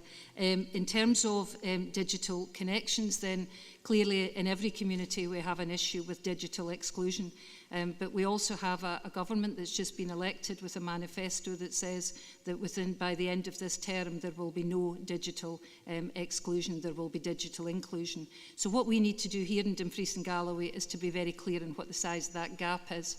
Next week, I think we have a meeting in the diary with Openreach, so we'll be hearing directly from them on the detail of their programmes and where they are. If I can respond to Councillor Scobie's particular request to write to the Scottish Government at this moment in time, can I respectfully suggest we just do our homework first and in actual fact just take some time to make sure that we go forward with the best possible case on these matters, and clearly again keep members advised. Thank you. Councillor Scobie? Yeah, I thank the Chief Executive for that response, and pleased to hear that there is a meeting next week of the three authorities to plan the route forward for the investment in both the 77 and the 75. Is Fiona asking me to do some homework here? Oh, no, I think I'm sure she wasn't. But I think it's right, and I think we should be listening to the communities. And I was presented with a petition from the people in and around Stranraer, an area in Stranraer. So Openreach have responded, but they're still a low. So yeah, I take the point the Chief Executive is making, but you know, I do hope that we will lobby the Scottish Government, notwithstanding that 5 years is a long time to sit and watch that bill and circle. So I would hope that we can get to them sooner rather than later.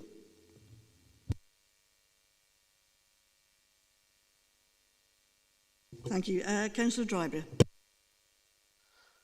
Yes, thanks, Leader. And I would just agree with the point that Councillor Scobie made on the importance of the partnership that we have with Mid and East Antrim Council through the North Channel Partnership, and the excellent work that we're actually doing together on that. And it's on this particular part that I would like to, advise members of the final report of the Local Government Commission 2030 that APSI are going to be releasing on the 22nd of July. And it's important that we read that and see what benchmarking against other council has actually had, and look into the next 10 years for local government. And I'm just wondering if I could ask the Chief Exec if we would be doing that as a council. Obviously, I would be doing that as a member of APSI as the Vice Chair for Scotland, and actually on the National Regional Council for APSI as well. But I think it's going to be a really important piece of work that the local authorities will be looking at, and it will, in some cases, assist the council plan. It's just to think of the process through and how we get to that position. Thanks, Leader. Thank you. Chief Executive. I think we would always want to benchmark members. We always want to see who's best in class, and we always want to be there. Clearly, we use the local government benchmarking framework as a council. The benefit of the APSI report, which we'll look forward to seeing, I imagine, will be that it'll have a UK coverage. So we'll take that away, and thanks for that question, and we'll provide just a briefing on that report for members when we've had the chance to review it. Thank you. Thank you. Councillor Wood. Thank you, Chair. It's on Appendix 2 on page 85. When I'm looking at the pie chart to the right on the money spent, there's 38% of it is spent on other bodies. Can we have a possible breakdown of that and the productivity that comes from that spend? Okay. Chief Executive. Yes, so this is obviously something that we're going to take away, Councillor Woods, and we're going to do some analysis on, because in actual fact this is where we commission services, or we may in fact have other money that is identified there that would be through normal subvention arrangements. So let me take that away and come back to members, because there will be metrics in place for if we are commissioning somebody to do something on our behalf, then we obviously want to know routinely how well that is done. And my expectation is that those arrangements would indeed be in place in relation to the Council's service committees. But this is high-level information here, so let me take that away and work on that with our Head of Finance and come back to members. Thank you. I content, Andrew? No, I really appreciate that. Thank you very much. And how soon, what's the timeline before we do get a response? Well, I'd maybe ask the Head of Finance just to advise me on what is sitting within this payment to other bodies, but this is just a couple of weeks. I mean, this is a desktop exercise that needs to be done here.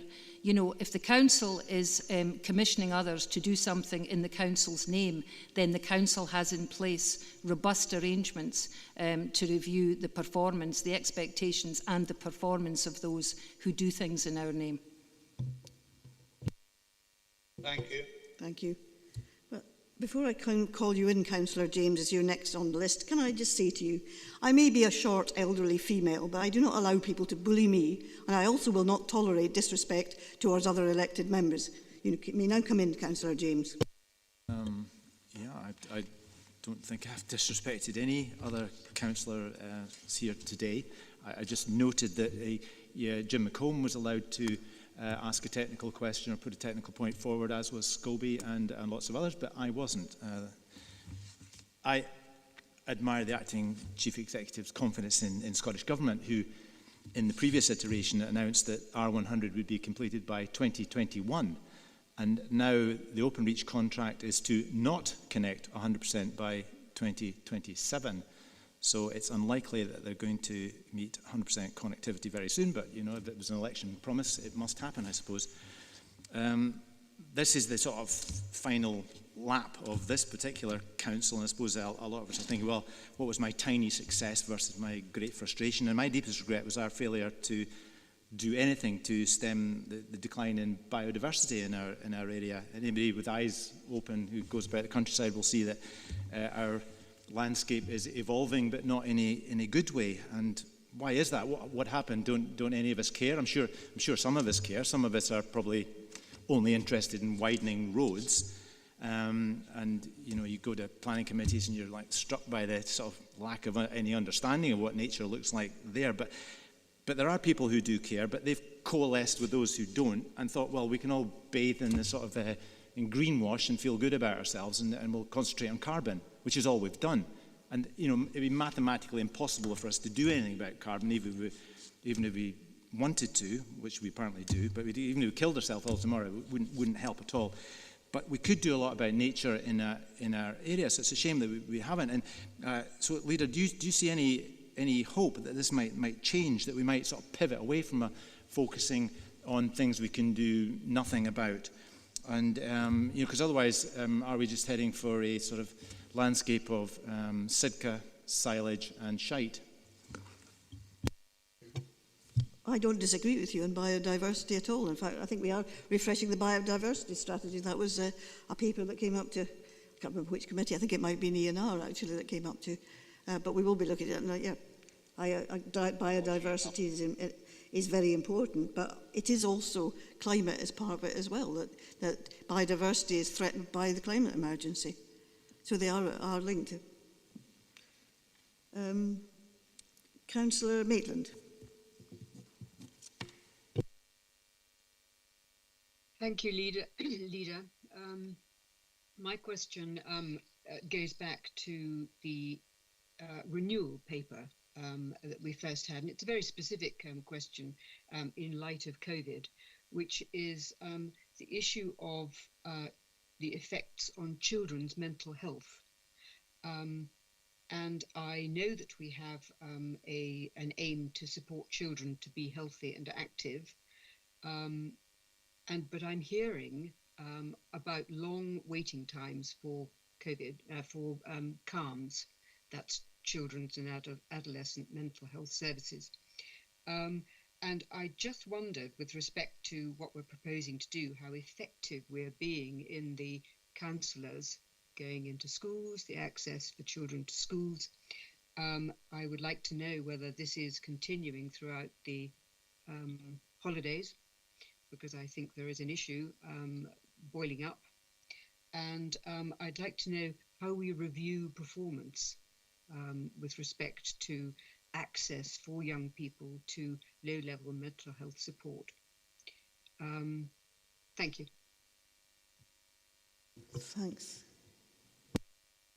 So thank you, Chair, and thank you, Councillor Maitland. I'm aware that this is a particular piece of work that's been taken forward by our Children and Young People's Partnership.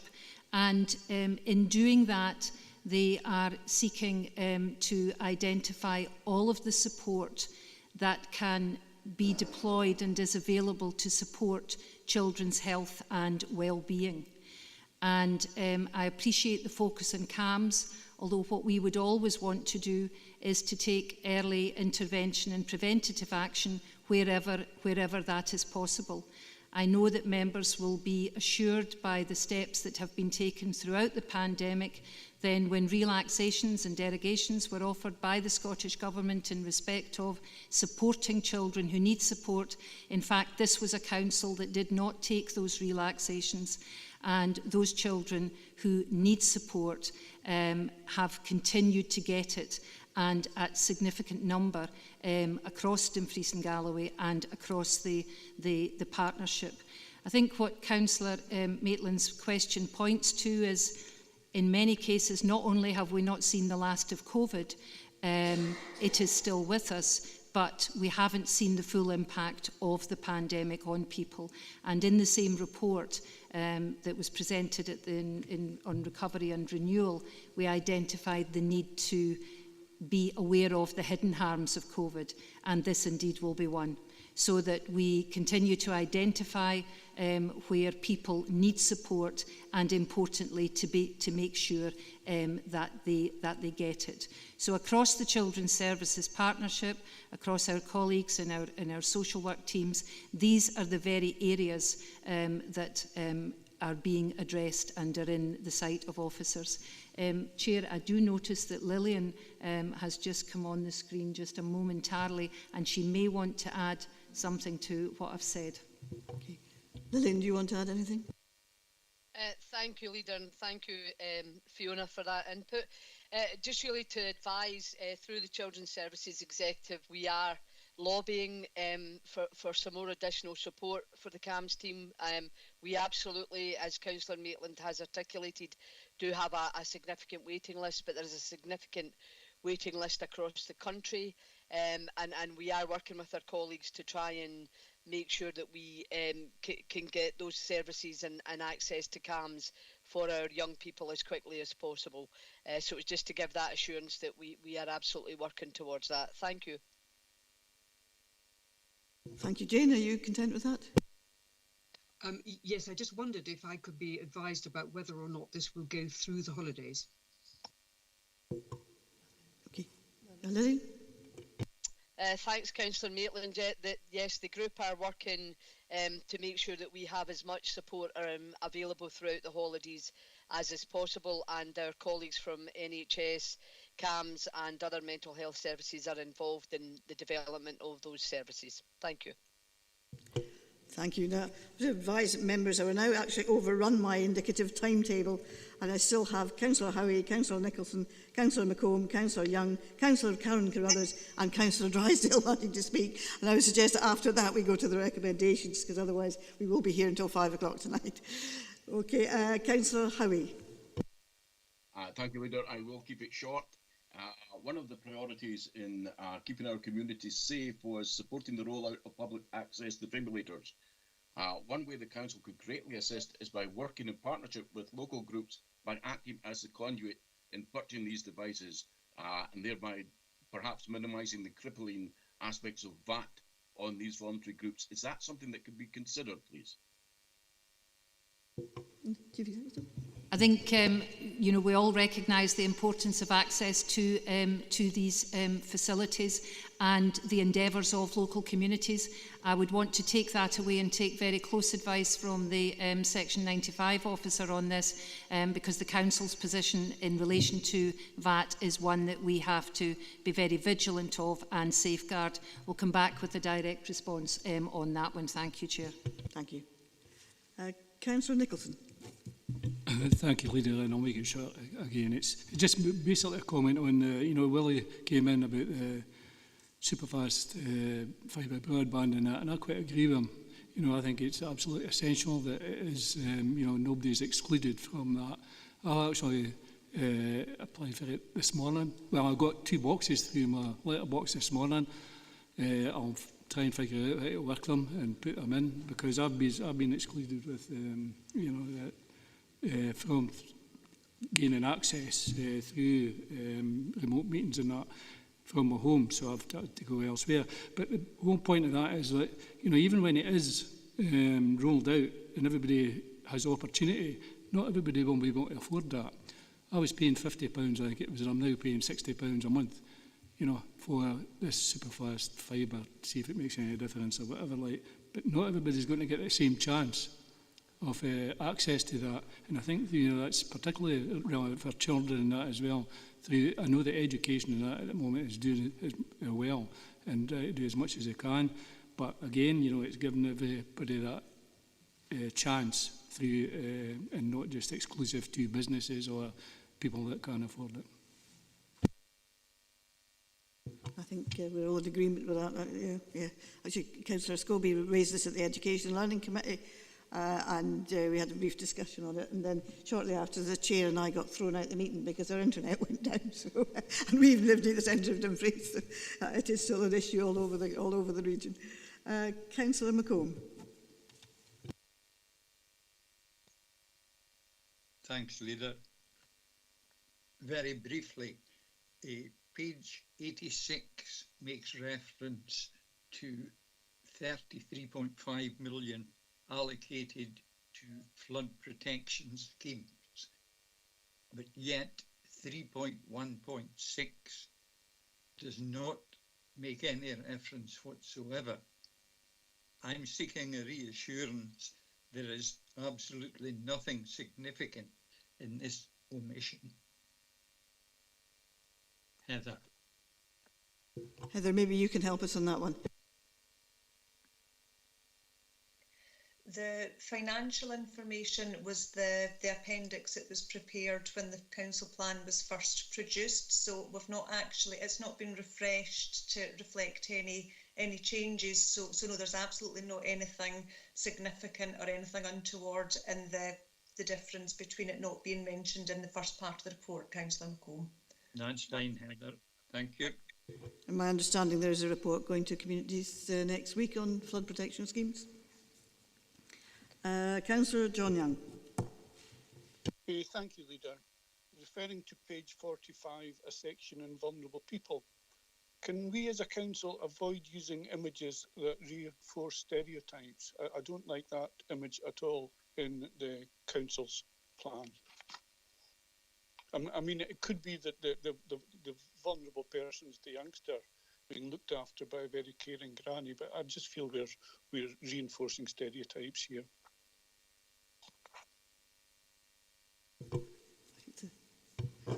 I think we would always want to, apply great sensitivity here and, in fact, celebrate and revere our older people in our communities. So that's certainly a point that we will continue to be very mindful of.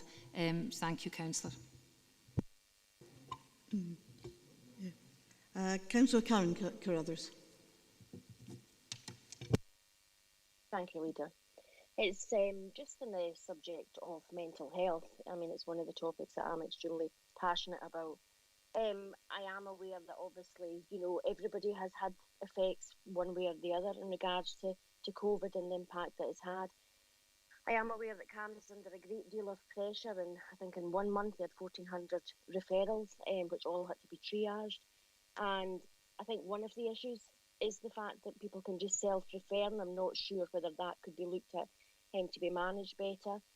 But one of my things is there's a misuse of psychiatric language, and I think we need to be starting talking about that. We need to stop medicalising, lower level mental health issues that everybody experiences at some time in their life.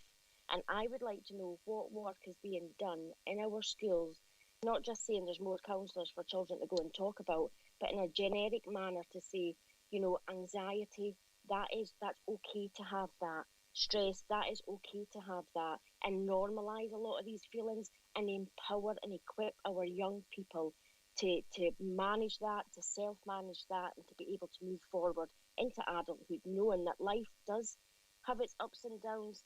It's no all rosy, but how they can manage through them ups and downs. So I'm really keen on the fact that absolutely, there's a big emphasis on mental health, but we need to be putting out there empowerment towards our young people and a lot of normalisation. So what are we doing in that respect? Thank you, and thank you again, Councillor Crothers.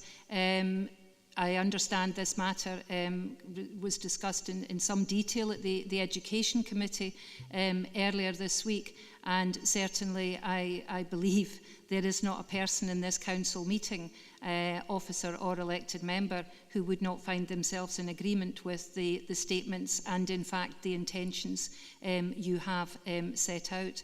I think it would be helpful perhaps if we were to take a report from the Children and Young People's Partnership to the Education Committee. So the Education Committee in the first instance could for itself really take a closer look here. And the other point, members, I would want to make, and I was actually kicking myself, I missed it in the back of Councillor Maitland's point, is in my time here with you, I have been so impressed with the Young People's Council here in Dumfries and Galloway, and I would encourage you in all of this work to listen to the voice of young people, and it may be that you would want to do something particular with our Young People's Council round about this very topic. Thank you, Chair. Thank you. And Councillor Drysdale. Thank you, Leader. Thank you very much, Fiona. And I have noticed over the last few weeks that you do actually listen closely to what we as councillors are saying, and that is much appreciated. Could I just bring up the fact that on the back of Councillor Maitland and Councillor Karen Carruthers' points, that we have indeed been talking to the education teams in depth, and they have been listening to us, which is much appreciated. So over the summer, we have heard from Lillian Kringles, who's a very proactive person, that there will be activities going on to support our young people. I am really passionate about this because I'm hearing it constantly in my ward. We've obviously got, we have sadly lost one of our children over the pandemic to suicide, which is dreadfully sad. So what I'm asking the teams to do is look at some of the additional funding that is available, not for CAMS, because I think the waiting list is going to be too long, a period to sort out.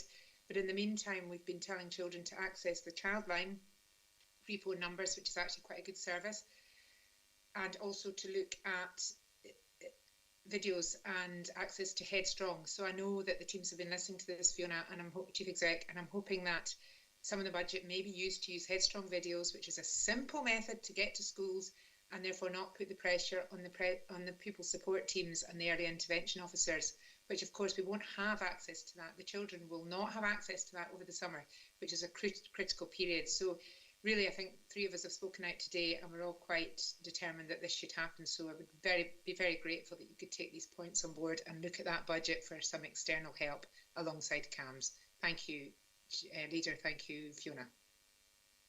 Happy to do that, to take that away, and if we have the opportunity to do that within delegation, then clearly we will seek to take any action that is around supporting and to protect our young people. As you've already heard from Lillian, we will be extending support throughout the summer when we know children need it most. And I do think, just listening to this debate, Leader, then a report to the Education Committee, just setting out all of the support that's available to young people, and perhaps a member seminar on this issue as well. Thank you. I think that's a good suggestion, because there's clearly a lot of interest from elected members on this. And there's also the the role of youth services as well, which has been very significant in terms of, particularly with the lower level health, mental health issues. I think Councillor Karen Carruthers makes a very good point, and it's still the case that mental health is stigmatised in a way that physical ill health is not. And actually you want to get to the situation where people actually recognise that anybody can suffer from mental ill health, just as anybody can suffer from physical ill health. That takes us to the recommendations. So are we prepared to agree the updated council plan and note the longer term issues? And I thank members for their contributions on that. Thank you. It is now 12:29, so I'm suggesting that we take a half-an-hour break for lunch. Is that acceptable to members? Okay, we'll reconvene at 1 o'clock.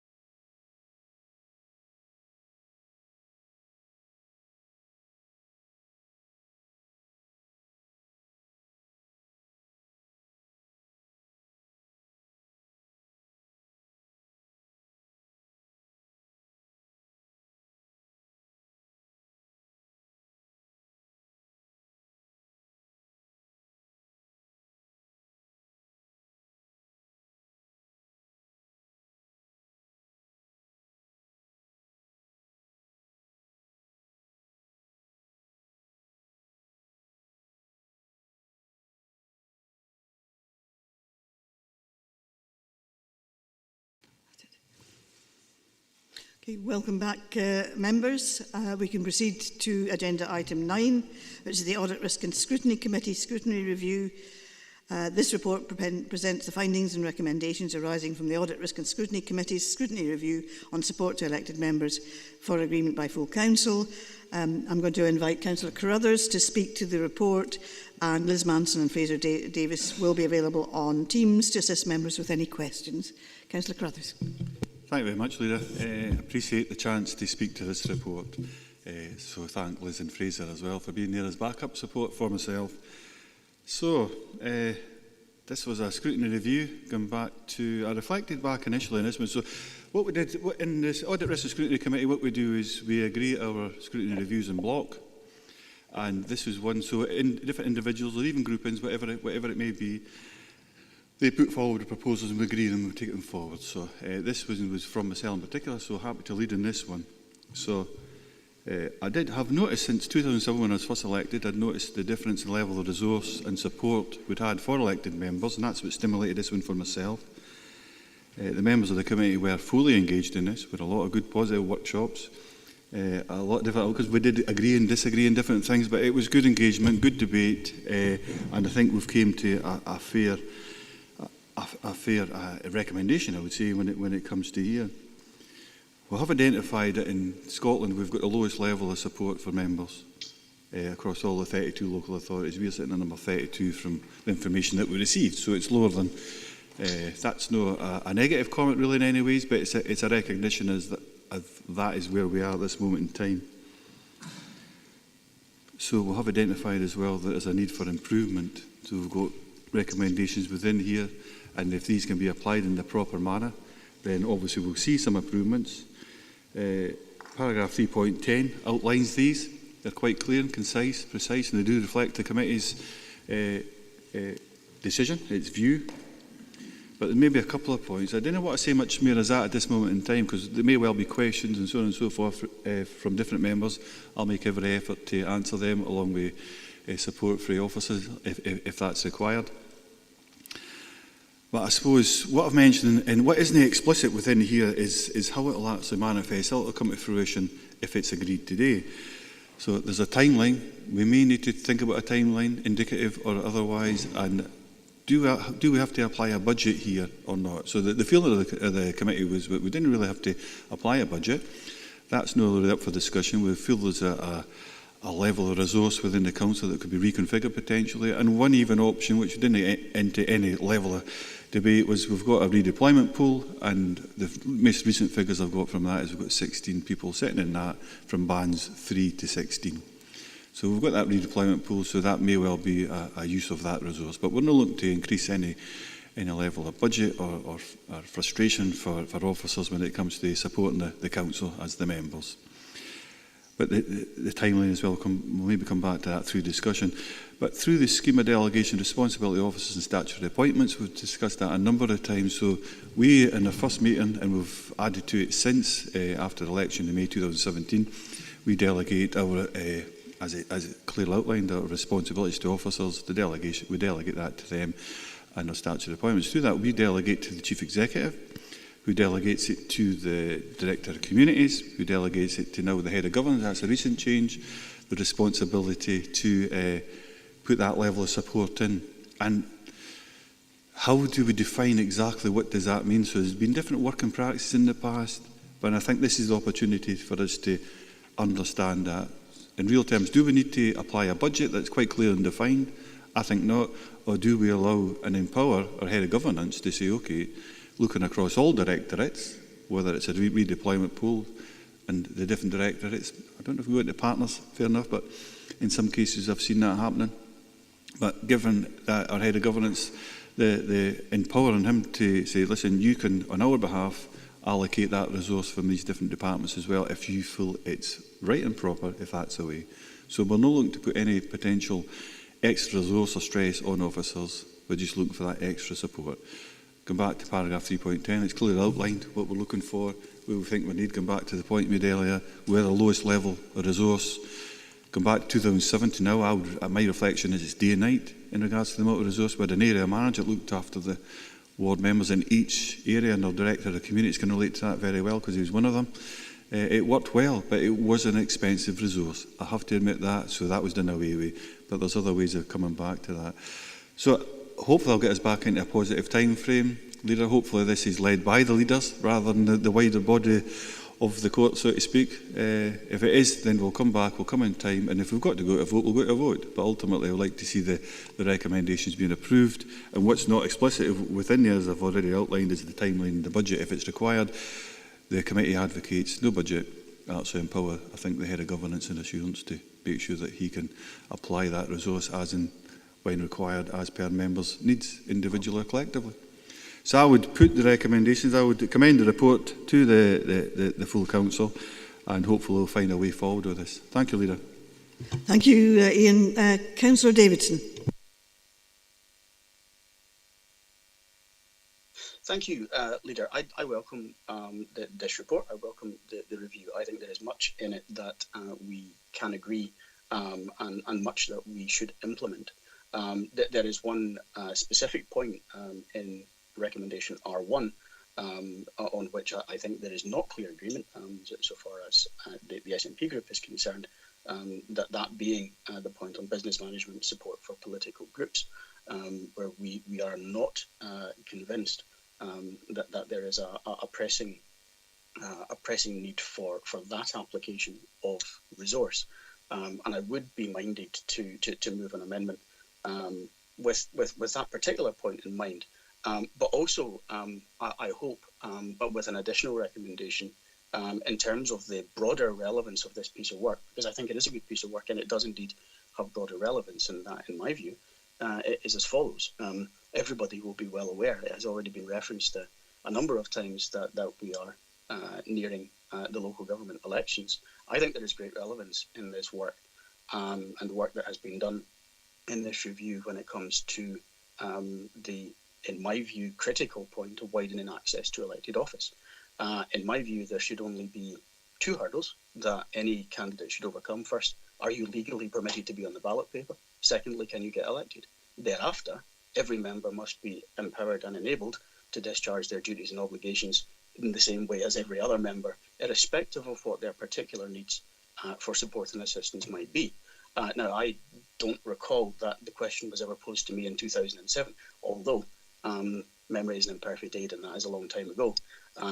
It was a case of, here's the sign on the line, thank you very much. And, you know, I am aware of members who perhaps it took longer than might have been ideal for them to secure the assistance they required in order to ensure that they could discharge their duties as effectively as they wish to, as effectively as they now can, those adjustments having been made. So the amendment I wish to propose, which I will copy and paste into the meeting chat for members' consideration, particularly references our commitment to widening access to elected office, and asks that the actions that we develop and implement as a result of this review are done so with that important policy imperative in mind. I shall paste that for members' attention. I hope that is visible to you now, and would be delighted to move that, Leader. It requests the deletion of the second bullet point in R1, but retains the remaining recommendations as they are, and adds a 2.4 to agree that these actions are developed and implemented in line with our Council's commitment to widening access to elected office. I hope that on that point at least all members would be agreed that that is a very important thing for us to do, and it would ensure that this inward-facing piece of work also has direct relevance to everybody who is interested either in replacing us or in joining us next May. Thank you, Leader. Thank you, Councillor Davidson. Councillor Wilson.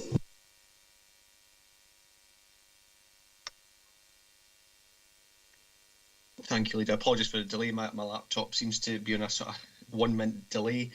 I thank the Audit List and Scrutiny Committee for carrying out this work. I agree with Councillor Davidson's point on the widening access to elected office, and I do think that possibly the committee missed a bit of a trick here. I think that could have been an outcome for this particular review, and particularly given that this report is being considered with only a matter of 11 or 10 months until the next local government elections.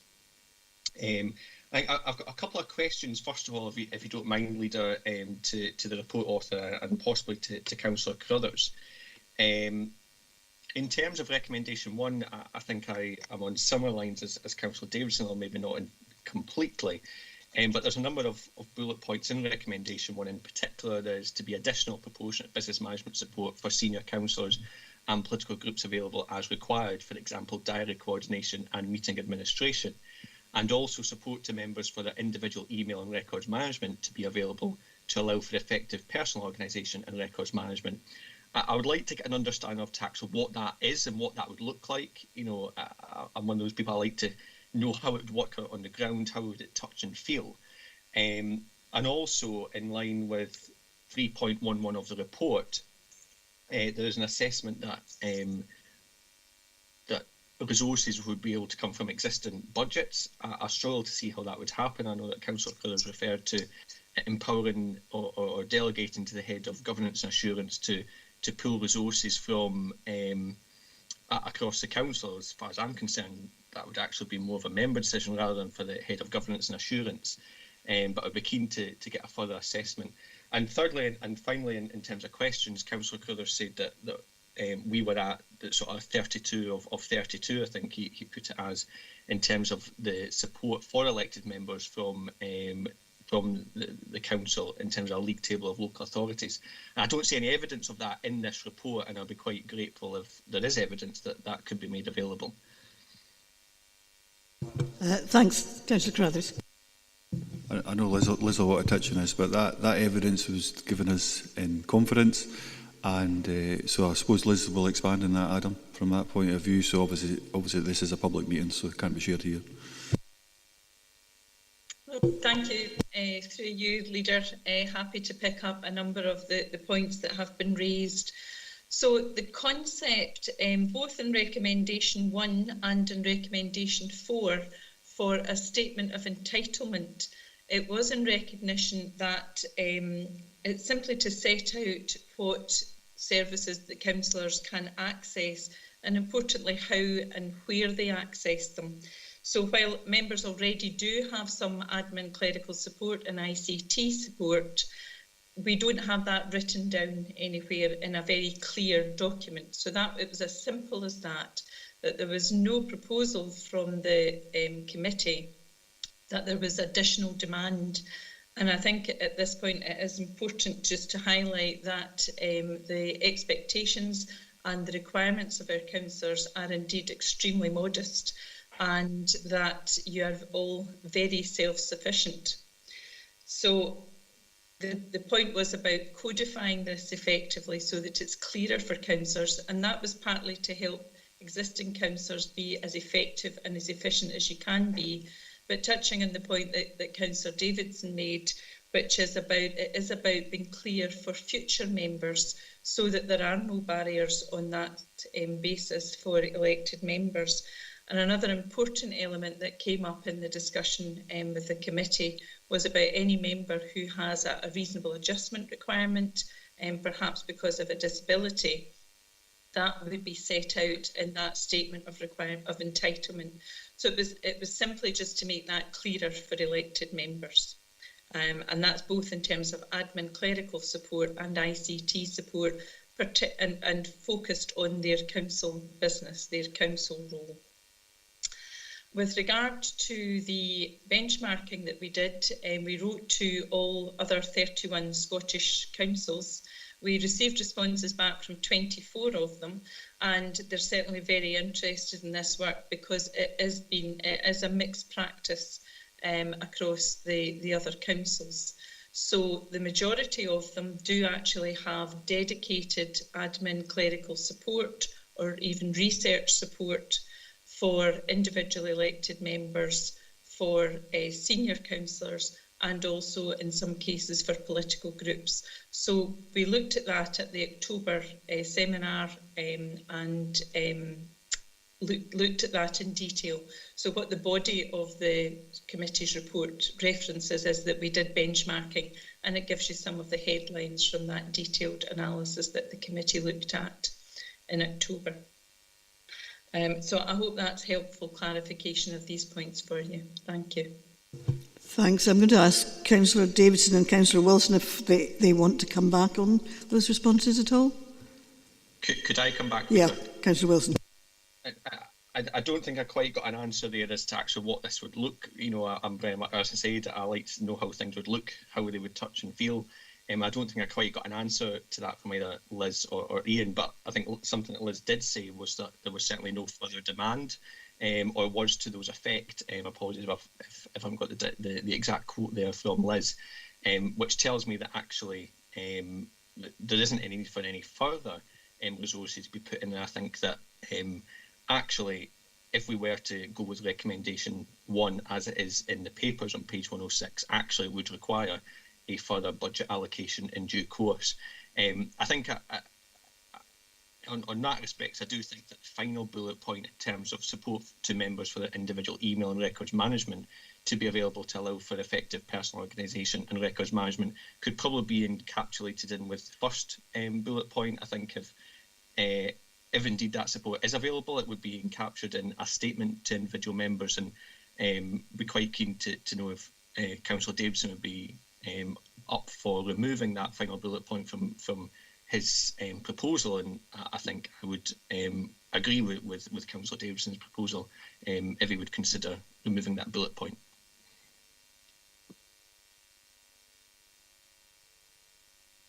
I got Councillor James next. Sorry, I'm sorry, Councillor Carruthers, you wanted to come back on it, sorry. No, thank you, Leader. No, it's fine. I just think to pick up on your point, Adam, I think you've grasped it very well. We're not exactly sure what it is, and that's why I spoke on budget timelines and actually how do we actually see this through to its manifestation?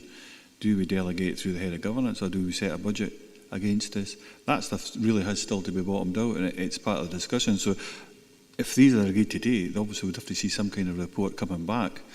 In whichever form it's agreed, with some kind of report coming back for further agreement, so that we could be absolutely clear and understand. And I think Rob's touched on this in particular. Actually, this is as much for the next council coming in. They can rip it up and tear it to shreds if they want, but I think it'll be a good standing. Thanks, Councillor James. Thank you. Excuse me. Councillor Carruthers has been an ongoing champion of glasnost, and particularly with regards freedom of information to we councillors when we request it. I'd like to ask Ian whether he thinks that these recommendations, if enacted, would go some way to removing the dubiety as to whether we can get a look immediately at documents when we request them, or whether they're sometimes too sensitive for us. I don't know if Vlad would like to come in on that too, perhaps. I don't mind starting on that, Leader. No, I think it's a step in the right direction. Will it resolve it? Not a chance. It's the next council that will resolve it, I would feel, in strong terms, but I think it's a step in the right direction. But what we should find, if this is agreed and implemented, whether it's now or after the next election, is that we should be fair and consistent across all members. So if you ask for information, I ask the same question, we should both get the same answer in the same timid fashion. I'm not convinced that isn't the case already, actually. I think all members have equal access to information already. But I'll bring in Liz Manson, who wants to come in with some further clarity. Yes, thank you, Leader. Just sorry to give some further information to Councillor Wilson about what it would look like. What we had talked about was very simply a document that would set out, if you have any requirement for perhaps even just posting or emailing large groups, any sort of assistance with these sort of arrangements, which is already available, and members do currently take that up. So there is resource already there providing that assistance, but it has never been explicit. It's never been perhaps laid out, set out in a document, so that members are clear about what they could get and where they would go to get that support, who they would ask for that. So it was a very simple table of support, both for admin clerical support, but also for ICT support, and some of that was simply about equipment and assistance. So it was as simple as that that the members had been looking at.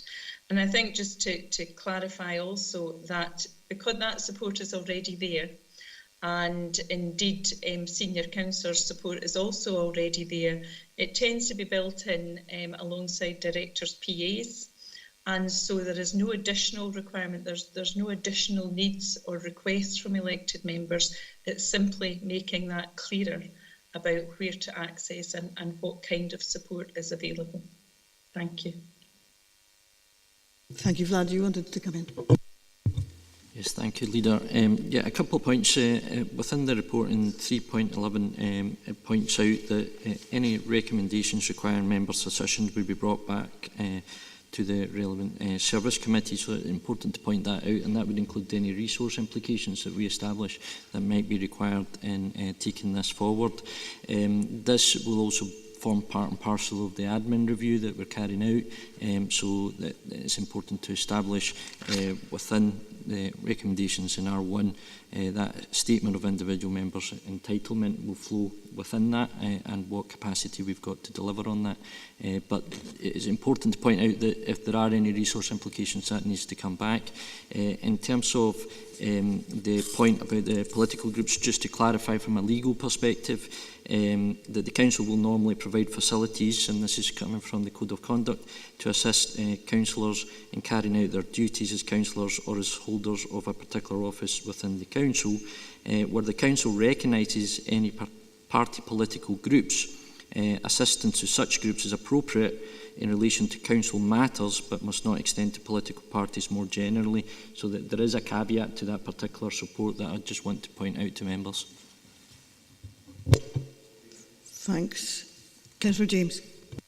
Yes, perhaps I should restate my question. My question is a legal one, really. Do we have a legal right to see all documentation, or are there types of documentation which we can't have, or a delay would be suitable? Yes, Councillor, and thank you, Leader. In terms of your question, it's a bit broader than that, and there isn't a clear-cut answer to your question in terms of data that you're allowed, because it depends on necessity and your necessity to do your council business. So there's GDPR and other issues that come into play, and the member officer protocol points to that, as well as the Code of Conduct in terms of what information councillors are entitled to, but there needs to be shown some necessity to actually do your business. So it very much depends on what it is that you're asking, and hence I don't have a generic answer apart from it very much depends on the information that's been requested and why. Thanks.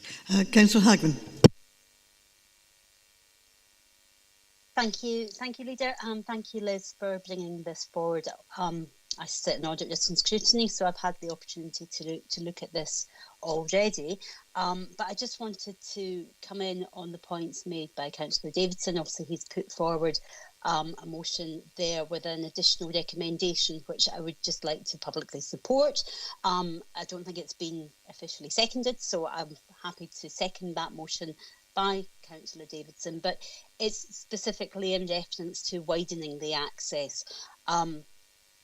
We've got several points within the report which is really welcome, including in the digital democracy support and about creating that statement about adaptive technology. And I've offered it before and I'll offer it again if you would like any member input. Obviously, I'm very open that I do use adaptive software, and I'm really happy to offer my time to support in developing those statements.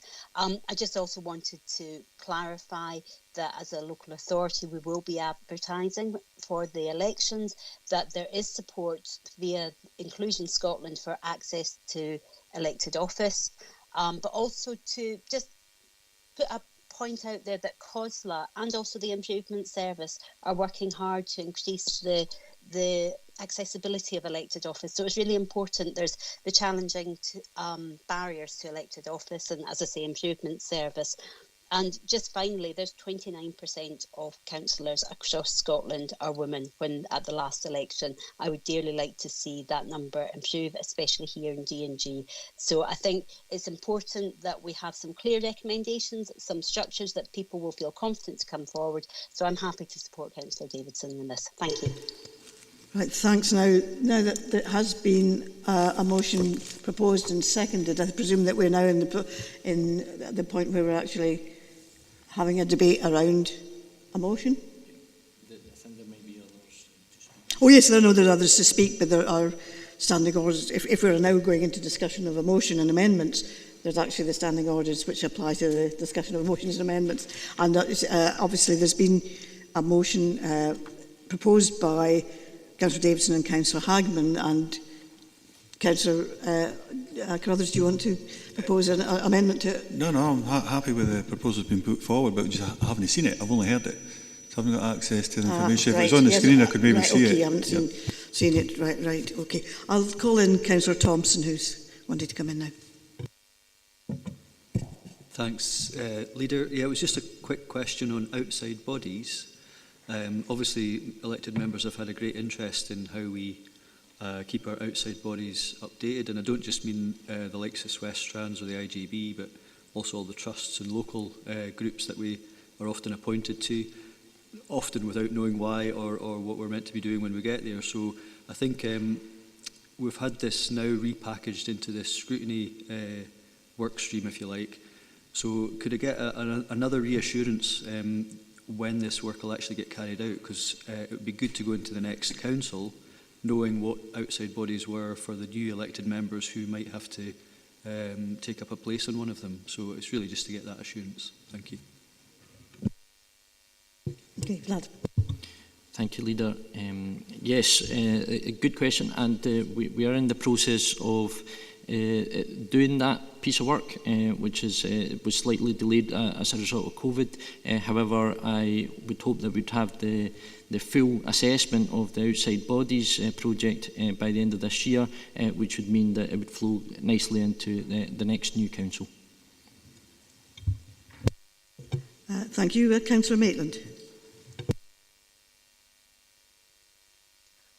Thank you very much, Leader. All that I would add to this debate, which has been interesting and I think is important, is that there should be transparency about what is offered to each member, and actually arguably about what is taken up. I was always just very slightly wobbly actually myself about the proposal to provide support, particularly additional proportionate business support to senior councillors and political groups, because it wasn't entirely clear to me what was going to be required or indeed used. I have no difficulty with this. We're going to have another report come forward. I would just like to make certain that somehow we build in clarity about what is applied to each political group as we go along. Just as an aside, Leader, I would say for those of us not in the administration, I think it's probably quite difficult for people who are in the administration to recognise that it's just that much more difficult for those of us to kind of keep up with what is going on.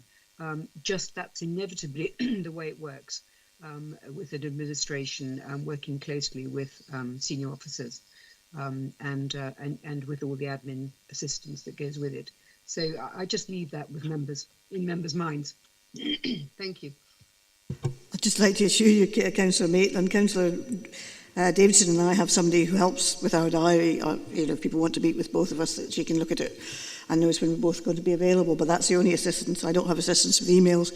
I've never had assistance with emails, not even in the 17 years when I was an MSP. I always did my own emails. So we don't have, I think there's sometimes an idea that Rob and I have a huge amount of additional support, which isn't the case, and I actually don't think it should be the case, because I believe that all councillors are equal, all councillors' requests should be equal, and no constituent or no resident of a ward should get a better service because they happen to have a senior councillor as one of their councillors. So just to put that on record, I think I firmly believe that we are all equal, and none of us are more equal than others. Councillor Scobie. Chairman, you get in before me. I was going to quote Animal Farm there, where all pigs are equal, only some are more equal than others. And I think you referred to it in terms of fairness.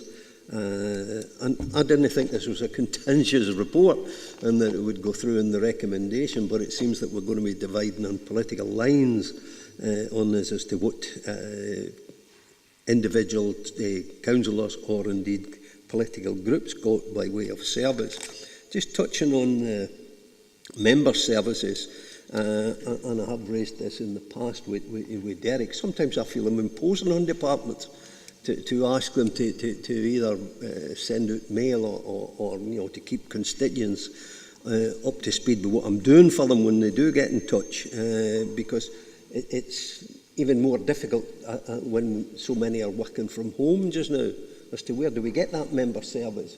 And as I say, I have raised it with Derek, and indeed I think I raised it with Fiona. So I do think we need a statement of entitlement laid out so that it's clear for everybody, and we don't feel that we're putting individuals out in any way or imposing on them. But in terms of research, I think there was an example this morning when we talked about digital connectivity and so forth and so on. When I know Fiona wasn't asking me to go away and do some homework, but there could be research into that. And as a member and as a political group of two that meets in a phone box when we have our AGM, I think there are times when as a group we do need that resource, that backup in terms of doing our research, knowing what we want to do, and indeed in providing notices of motion, notwithstanding what you said, Chair, that you have done your own work for 17 years, even as an MSP. There's a great difference between an MSP and the resources that are made available to them to what we get as elected members. We don't get, and the comparisons just aren't consistent in terms of what an MSP gets or an MP gets to what we get as a elected member. So I think that we do, in my opinion, we do, or I would like to see research support. And coming back, I would hope it would start post-haste. People are talking about next elections. I think it's essential. I know it's in legislation in England that if you're a group of two, you can ask for political support, is my understanding. No doubt Nick will jump in and say I've got even that wrong, but that's a legislation in England which is different to Scotland. But I will remember George McBurney always talking about this, that we, at times we do need the research support, and I would hope that this recommendation would go forward as it is. Thank you. Councillor Nicholson. Thank you, Leader. I went through this report a number of times, and I think the things that are missing is it's probably not explicit enough about what wording means and things, and it's not explained in a way that gives me comfort anyway about what could happen in the future. And Councillor Wilson talked about budgets and that, and I was exactly the same. I can't see how this doesn't create a budget pressure. This type of, I've been a councillor as well, and I think apart from Councillor James, I think all the speakers here have been in administration, so they know what you get as an administration. They know what you get as a councillor. And I'm the same. I was a leader, I had diary help. I never had any special help from anywhere. And that is the same when I was a councillor. If I wanted to find out about a policy that I was thinking about or some kind of detail, I would ask an officer, could you look at this for me, please? And they'd say, of course, no problem. So I don't see what's in here apart from an upcoming budget pressure. What I would like to ask Rob again, obviously Ian and Liz have been clear that the committee and the councillors were clear that there shouldn't be a budget allocated and no additional requests. So that kind of makes that last point null and void to me. But so I don't actually know where we're going with this. Councillor Scobie was saying about he's been banging on it this years. I was in administration with you know, with Councillor Scobie as well, a number of years ago when I first came onto the council. And I've never had that kind of problems that's being envisaged or encapsulated in this report. So I can't actually see a lot of this need. I mean, there's some things in here that moved on, your digital and, you know, whatever like, and I can understand all that, and I can understand you know, where they're coming from and that. But, you know, I can only see a budget pressure in the future and a free-for-all. And if Councillor Wilson wants to come back in, or Rob, if he thinks about that again, I'd appreciate that. Okay, we've got Councillor Crothers on. And I'll invite either Councillor Davidson or Councillor Wilson if they want to come back in, but I'll invite you in first. Thank you very much for the opportunity, Leader. So now it's up on screen so we can see it, and I'm absolutely fine with that. And well, I suppose going back to your points, I didn't see it as being politicised, so I'm comfortable with what's been put there. I'd rather get some kind of consensus and agreement moving forward. I do see, going back to 3.10, it's a concept. That's the principles laid out there, and 3.11 tells us we have to see the detail at some moment in time later on, whether it's to an individual, whether it's back to full council, individual service, corporate committees, then that's what we'll have to see. So it's not about creating a budget pressure. Any illusion or fears about creating a budget pressure can be alleviated or otherwise at that point. So take the politics out of this. This is about this council, future councils, if they've got the right level of appropriate support. Happy to support what's in front of us as proposed by Councillor Davison. Sorry, Councillor Nicholson. Yeah, I mean, I can't see anything else but a budget pressure here. Truthfully, I mean, I'll expand. It's not something here that I recognise this council, where this council's run. This council's run in openness and honesty. From my point of view, from the officers, when I ask for something, I'll get the correct answer, and they won't help as much as I can. Councillor James was talking about freedom of information. I was told by, I think it was Alex Haswell, actually, you know, once I asked a question on something I wanted information on, and he says that is absolutely no problem. He says what he was doing there was, he says that he treats every question from a member the same as an FOI, and an FOI is what you'll get, plus you'll get the others, you know, you'll get all the inside from the officers. Okay, we have one motion ahead of us, in front of us, I should say, not ahead of us. Are there any alternatives to that, or are we all agreed on that? I'm not seeing anybody disagreeing. So, thank you, members. Thank you for that discussion. And we look forward to the report coming back in due course. If we can move... Sorry, Councillor Wilson. I didn't see that. Councillor Wilson? Sorry, as I said, my laptop's on about a 1 or 2 minute delay when I actually ask it to do something. But I think, you know, we seem to be coming to a consensus here. And I think just one of the things that maybe isn't quite in the wording of the proposal there, but I think that we've all said, and I think is important just to note on the record, is that I think that there is also support for this not creating a budget pressure in the future. Like Councillor Nicholson, I am concerned that actually this is a budget pressure in the future.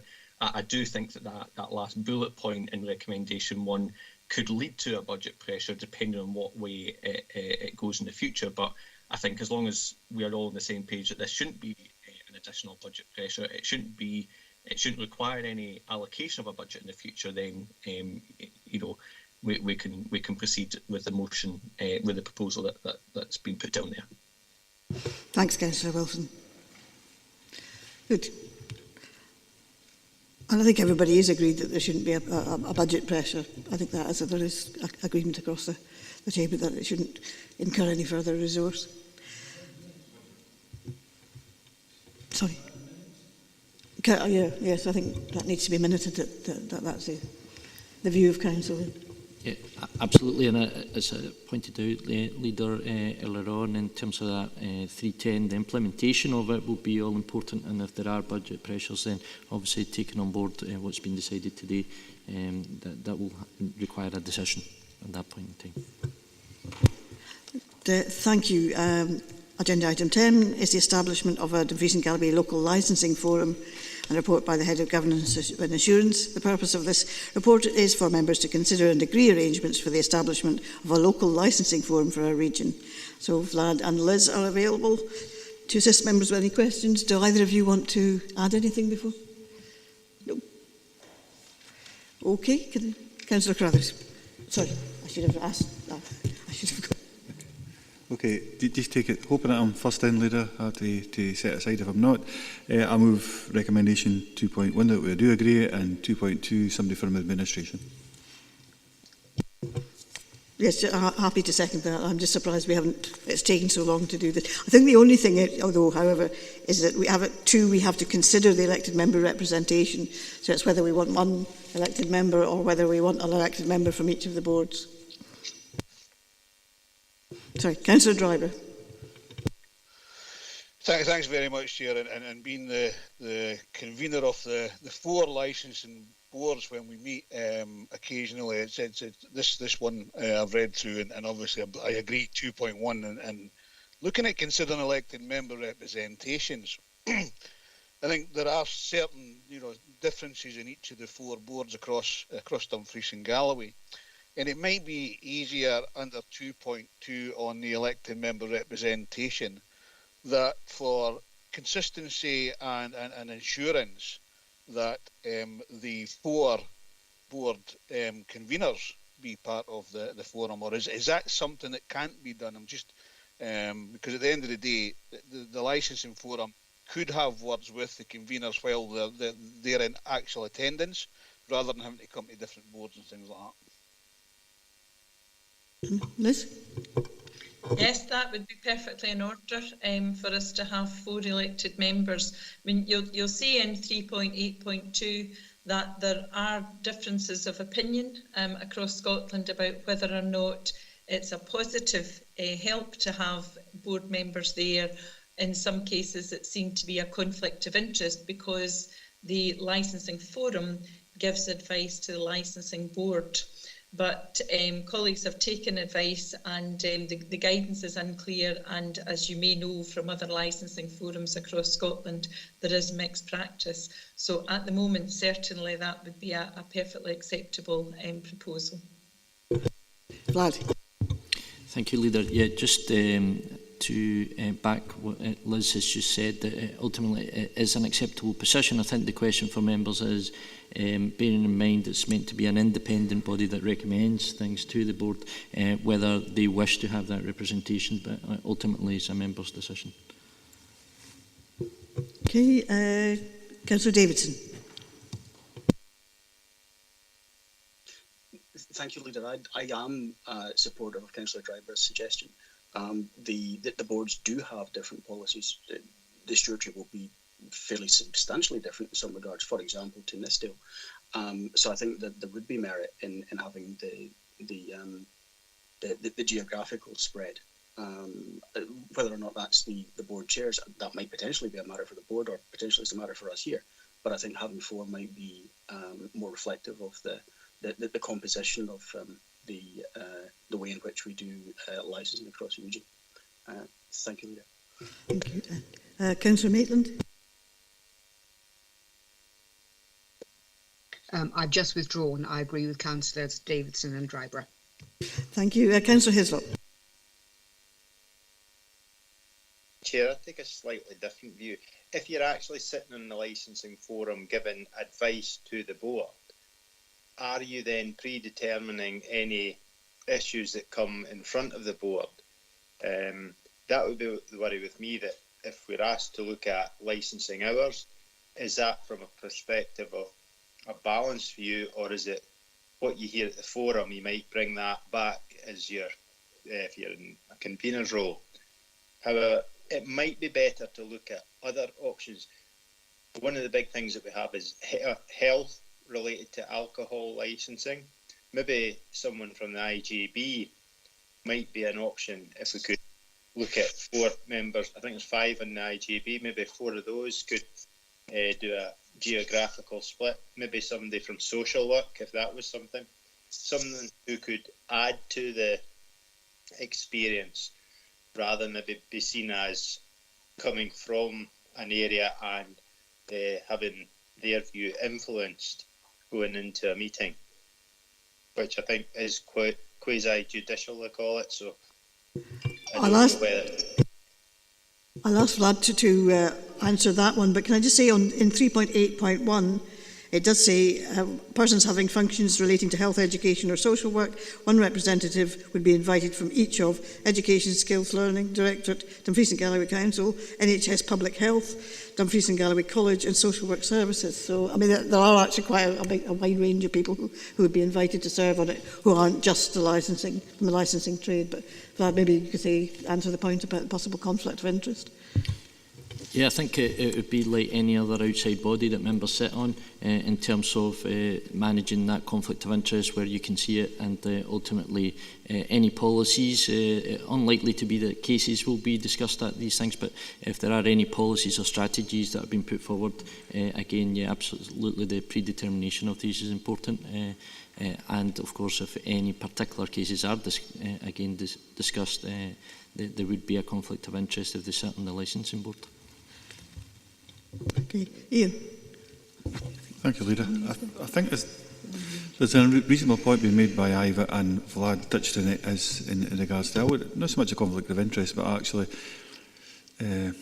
just the members being put in there, the conveners in particular, and how we would sit safely on that.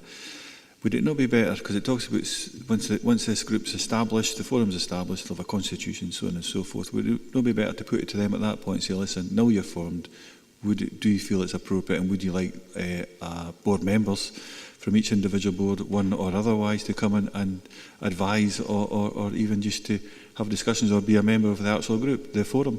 I just wonder, I'd feel more comfortable if it was that, if we were being invited rather than imposing ourselves on.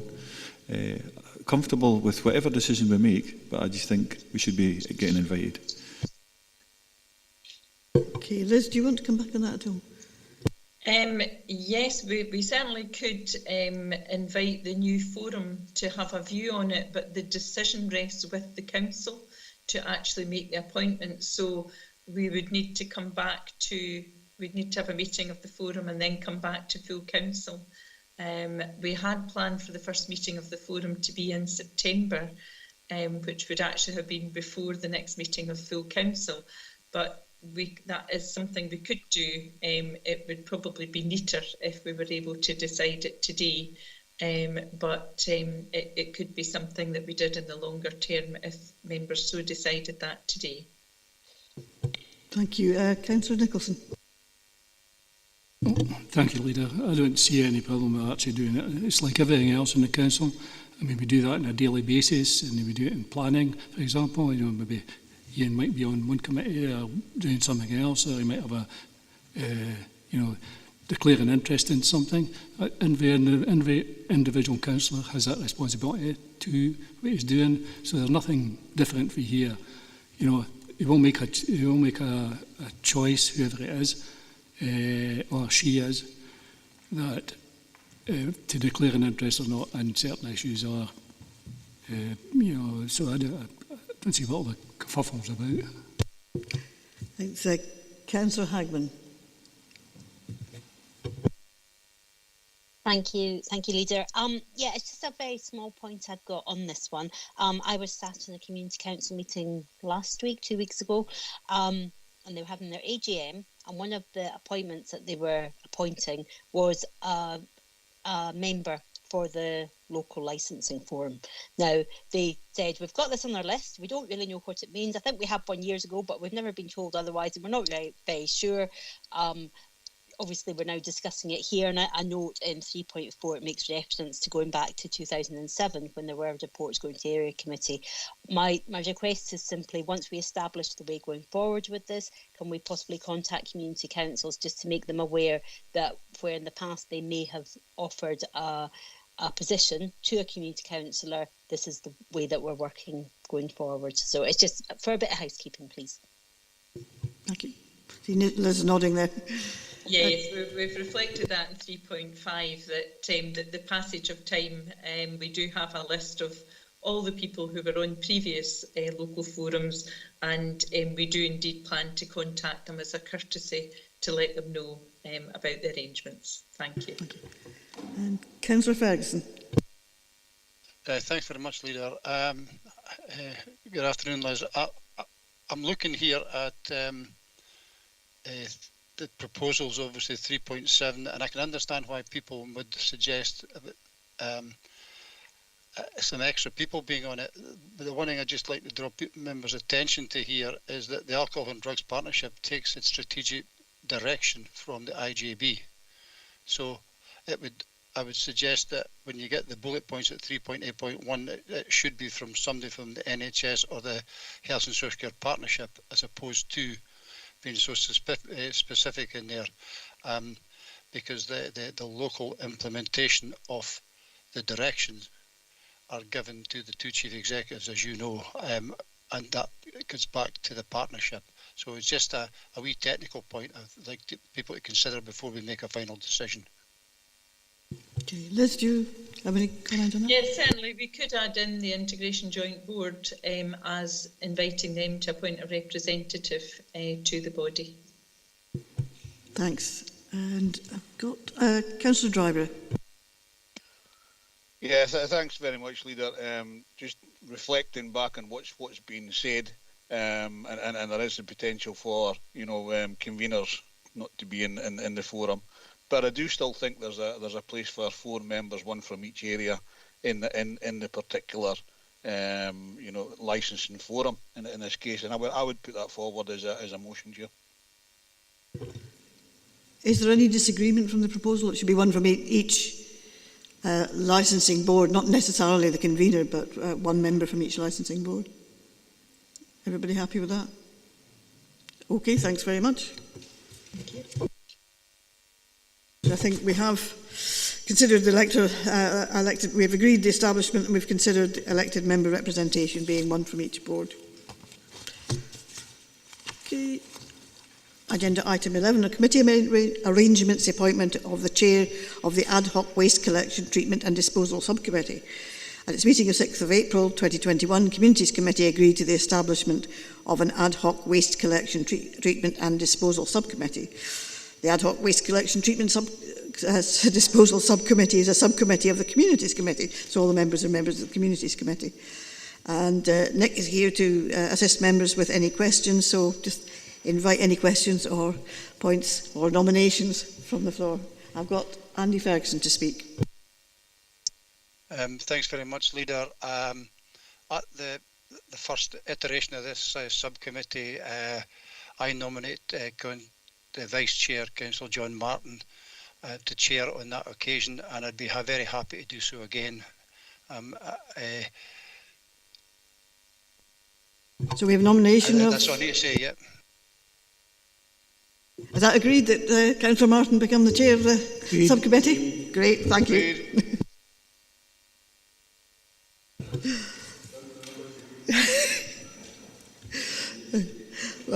Can we go to agenda item 12, which is the draft South of Scotland Regional Economic Strategy consultation. This report provides an update on the development of the South of Scotland Regional Economic Strategy. The development of the strategy has been led by the South of Scotland Regional Economic Partnership and supported by Dumfries and Galloway Council, South of Scotland Enterprise and Scottish Borders Council. The report advises elected members on the development of the draft strategy and the recommendation of the Regional Economic Partnership to consult on the draft strategy. It seeks agreement to the consultation and the Council's participation in the consultation process and sets out future steps, including the final strategy being presented to full Council on the 23rd of September 2021 for approval. And can I just say, as a member of the Regional Economic Partnership, I think the steering group has done an excellent job along with the consultants in putting this together, because there was a very diverse range of individuals and interests on that economic partnership, and I've managed to come forward with something which is actually, I think, it looks very good indeed. I've got Councillor Davidson to speak. Councillor Davidson. Thank you, Leader. I'm delighted this report has got here. I'm very happy with the recommendations. I want to say very briefly record my appreciation for the huge amount of work that an awful lot of people have done to get us to this point. And I'm very conscious that it was all taking place at times of really quite significant pressure for everyone who was participating, given the circumstances that prevailed pretty much throughout, from the inception of this as the shadow regional economic partnership to its fully fledged form. Particularly appreciative of the assistance of Councillor Mark Rowley in Scottish Borders Council and of Professor Russell Griggs at South of Scotland Enterprise. And it would be remiss of me not to reference Councillor Stuart Bell, who was always a source of somewhat poetic and trenchant criticism at the appropriate times. But as a previous chair of South of Scotland Alliance, he would have been responsible for some of the building blocks of this in the past. I think that the draft strategy is very clear about the challenges that we face. I think that it takes a structured and sensible approach to what we might start to do collectively to tackle them. And I look forward to its detailed further consideration through E&R committee, and also the input that we really hope to get, speaking in terms of the regional economic partnership, from as wide a variety and range of sources as we possibly can. Even in the teeth of a pandemic, we succeeded in getting some 1,000 responses or engagements from right across the south, which I think was no small feat under the circumstances. And those were very much not simply the usual suspects that one might expect to contribute, but came from a very broad range of respondents indeed, and I think that was very welcome. My question, I've only one question on this, Leader, is that recognising the delegations would suggest that Economy and Resources Committee formulate the Council's response, and I think that is right, and that every member individually can make a response to the consultation themselves. I wonder, nevertheless, whether there's any opportunity for us to do a piece of work between now and August to try and ensure that as many of our members who are not members of Economy and Resources Committees' views are canvassed on this before we take the consultation response report to the additional meeting of Economy and Resources in August. I'd look to officers for advice on how we might be able to go about this, but I think given the significance of this piece of work, it would be both helpful and appropriate for us to try and do that prior to the committee reaching a decision. I think this is a big step forward, and I welcome it. It reflects a great deal of hard work, and I look forward to the next stages in it. Thank you, Leader. Thank you, Councillor Davis. Now, 3.4.3 makes reference to a member briefing for all elected members being scheduled after the summer recess. I actually think it should be a members' seminar, because I think that should be an opportunity for all members to be able to attend and feed in their views on the strategy, rather than just a briefing, which is a slightly different thing. I'll bring Stephen on that. Leader, thank you. And certainly the intention is to engage members fully in this process ahead of formulating a draft response to put to Economy and Resources Committee. So in addition to the proposed members seminar, I would also make the offer that should individual political groups wish to engage with us direct on that process, then I'm quite happy to do that in addition to the seminar. Thank you. Councillor Wilson.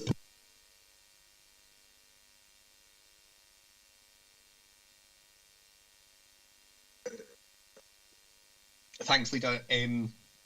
I think, I agree with yourself that I do feel this is a really good piece of work.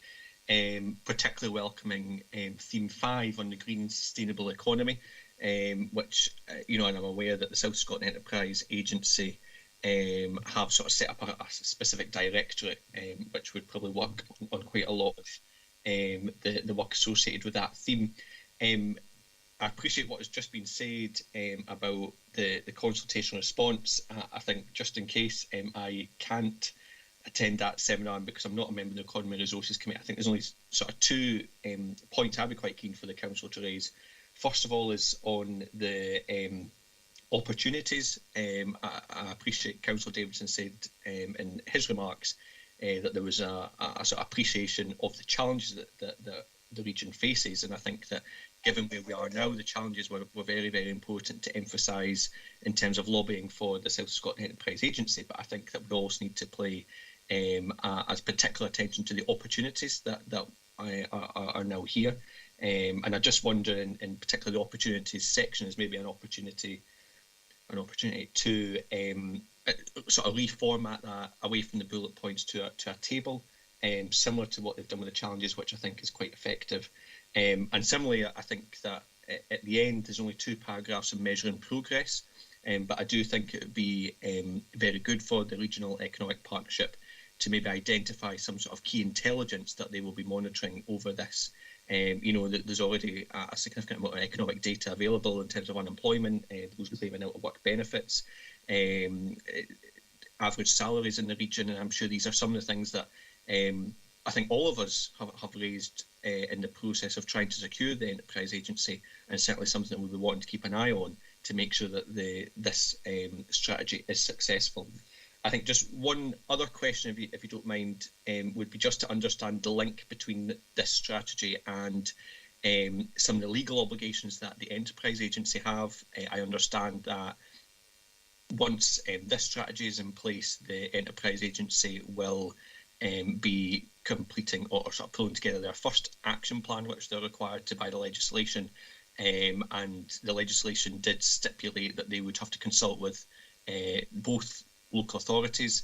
I'm just wondering if there's been any discussion on that and a confirmation that my understanding is correct, that once the strategy is finalised, the enterprise agency will sort of formalise their action plan, and they will then put that out to consultation. And again, we'll probably go through a similar process and respond to that action plan. Steve.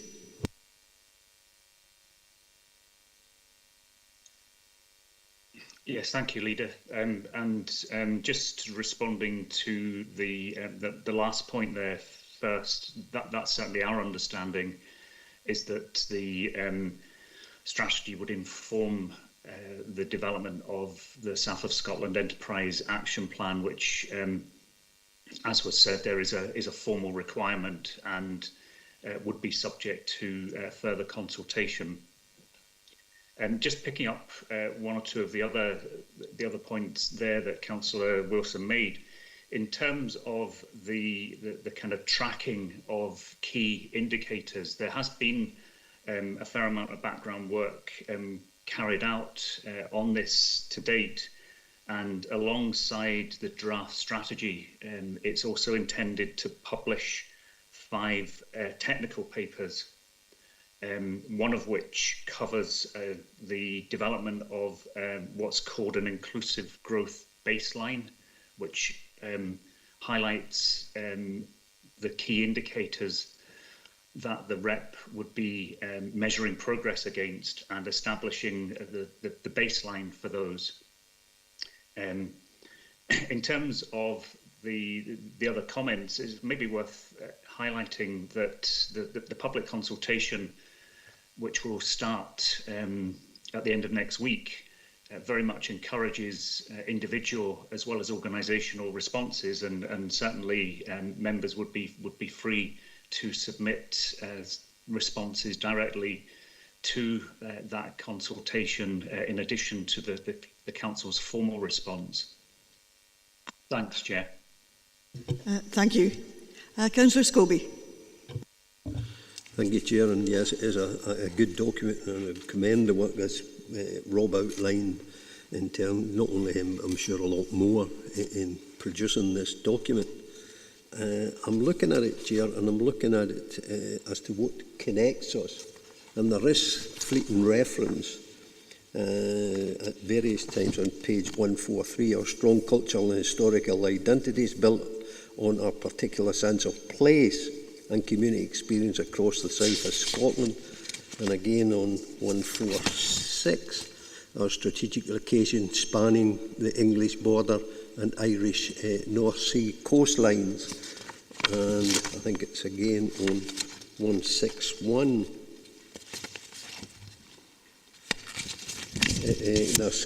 Champion a new regional identity and investing in visitors' economy infrastructure. And I remember it was John Nelson, I think it was Swestbrand's board at the time, that did a tremendous amount of work into this, and I'm referencing here the Southern Lupland Way. Now, one thing that connects us is the Southern Lupland Way from Patrick in the west across to Coburn Pass in the east. And I would like, if it's possible, to see more reference to that, and what does connect us in terms of cultural, social and economic benefits. And we only need to look just beyond the border to the Lake District, where I think it's been said that some 1.9 million people that can't get into the borders, or rather the Lake District, because there's no enough bed and breakfast and so forth. If we could only get 9.9 of that travelling that further distance up into Dumfries and Galloway and the borders, that would be tremendous. And I think we should take an example. When some of us visited Mid and East Antrim Borough Council, one of the things that they saw was walkways, and it was, I think, how they were developing the Gobbins, I think they called it, and how that attracted so many people to Antrim. And I think that the Southern Lupland Way gives us so much potential where you can create activity the whole way across. You don't need to do the full length, you could do bits and parts and create the activity around what connects us from the west over to the east, and how we can make greater use, and to look at the work that John Nelson put in the past in terms of activity on that stretch. And we only need to look at the West Highland Way and so forth, and the number of people that visit just to walk. So I think, the document, in my opinion, could do well just to try and insert that into it in terms of what does connect us, other than the various roads. But this is something that we can utilise, we can sweat the asset and see how we can develop in the economic, the regional economic strategy. I'll only put that forward, Chair. As a good document. Thanks. I think that's something maybe to be fed in through the consultation. Steve, do you want to respond?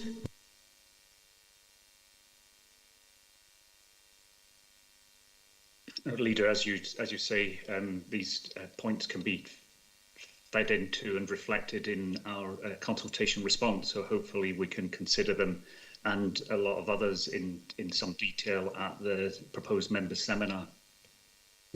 Thanks. Katie, Councillor Hagman. Thank you, Leader. Yes, so we've got the strategy before us. Thank you, Steve.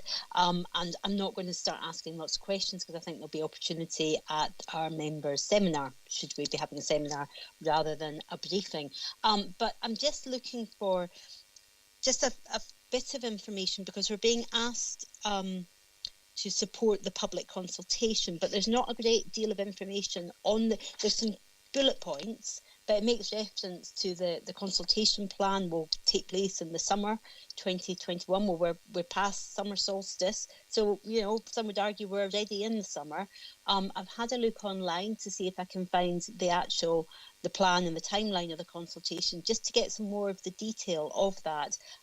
But the web page tells me to watch this space, so there's no information on that point. So I'm wondering, is there an additional appendix, or is there further information that you can send elected members? Because I think it's really important that we know how people can feed into this consultation. It's all very well to say, yep, we're going to consult and you'll all have an opportunity, but we're not going to tell you how you can do that as yet. And I think time is ticking. Often these consultations have quite a long period, but often people leave it to the last minute. But I just think it's really important that we have a clear understanding of exactly how we as individuals, how our community groups, how our third-party organisations and stakeholders can all feed into that. So if you have any further information, that would be really useful.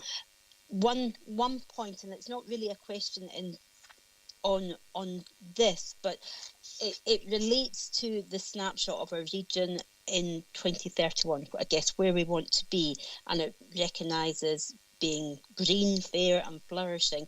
And one of the things that I don't see mentioned within the draft strategy is issues around planning. Now, I'm aware that we're going to be starting work on the LDP3, and I'm just wondering at what point is there going to be an opportunity to feed into LDP3 to ensure that our planning guidelines, our planning constraints that we're working with are actually going to be supporting the economy, the green recovery and all these things. So it's just really a rough idea for a date for that one, please. Steve? Yeah, thank you, Leader. And the intention is to start the review of LDP2, which still has its 5-year time horizon. So we'll be starting work on that really in the very near future, and we'll bring a report to Economy and Resources setting out the programme for that.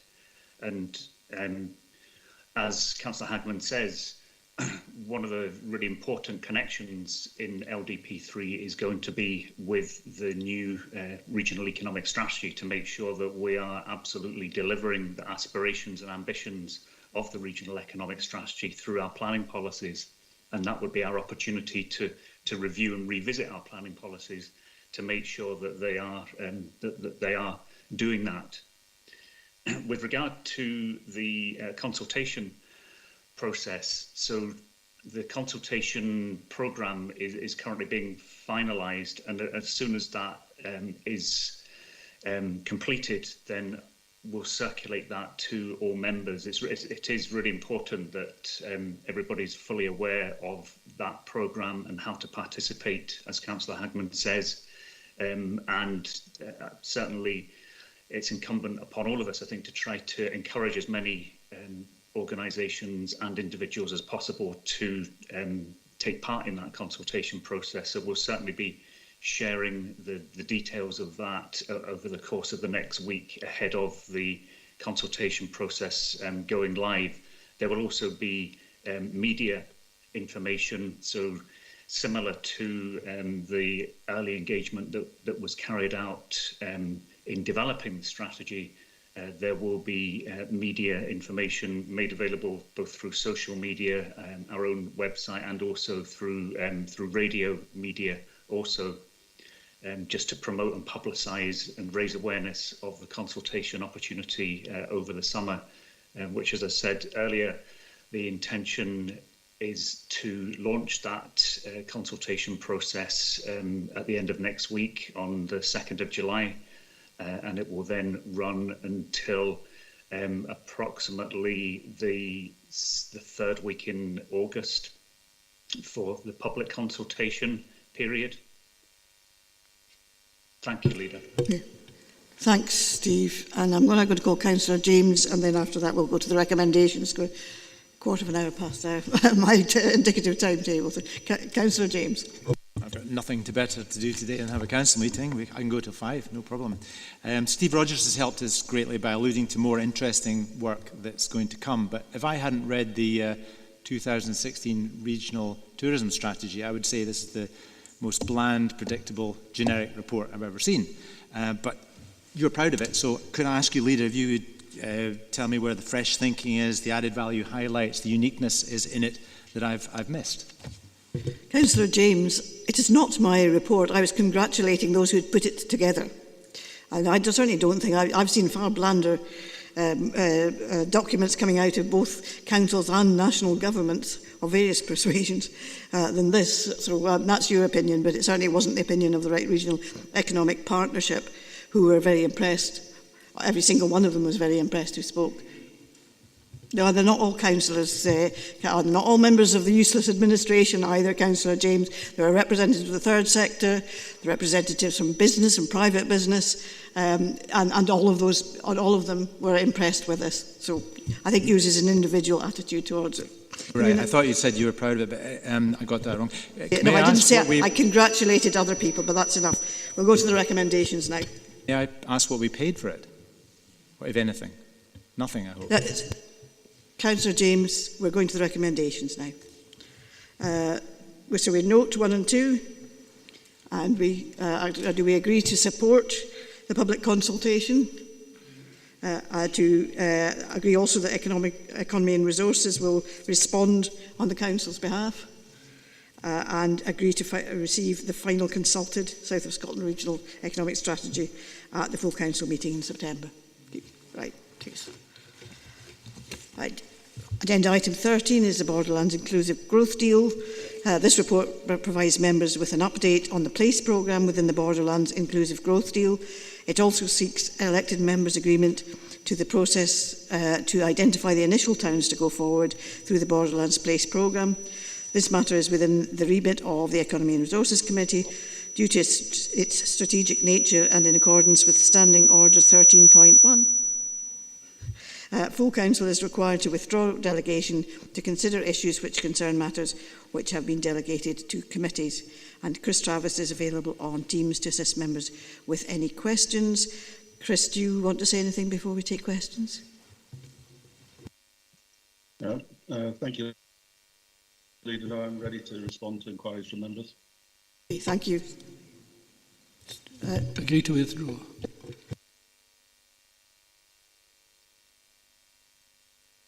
Yes, you're absolutely right. Yes, we have to agree to withdraw a delegation first before we discuss it. Yeah, so agree to withdraw delegation. Yeah.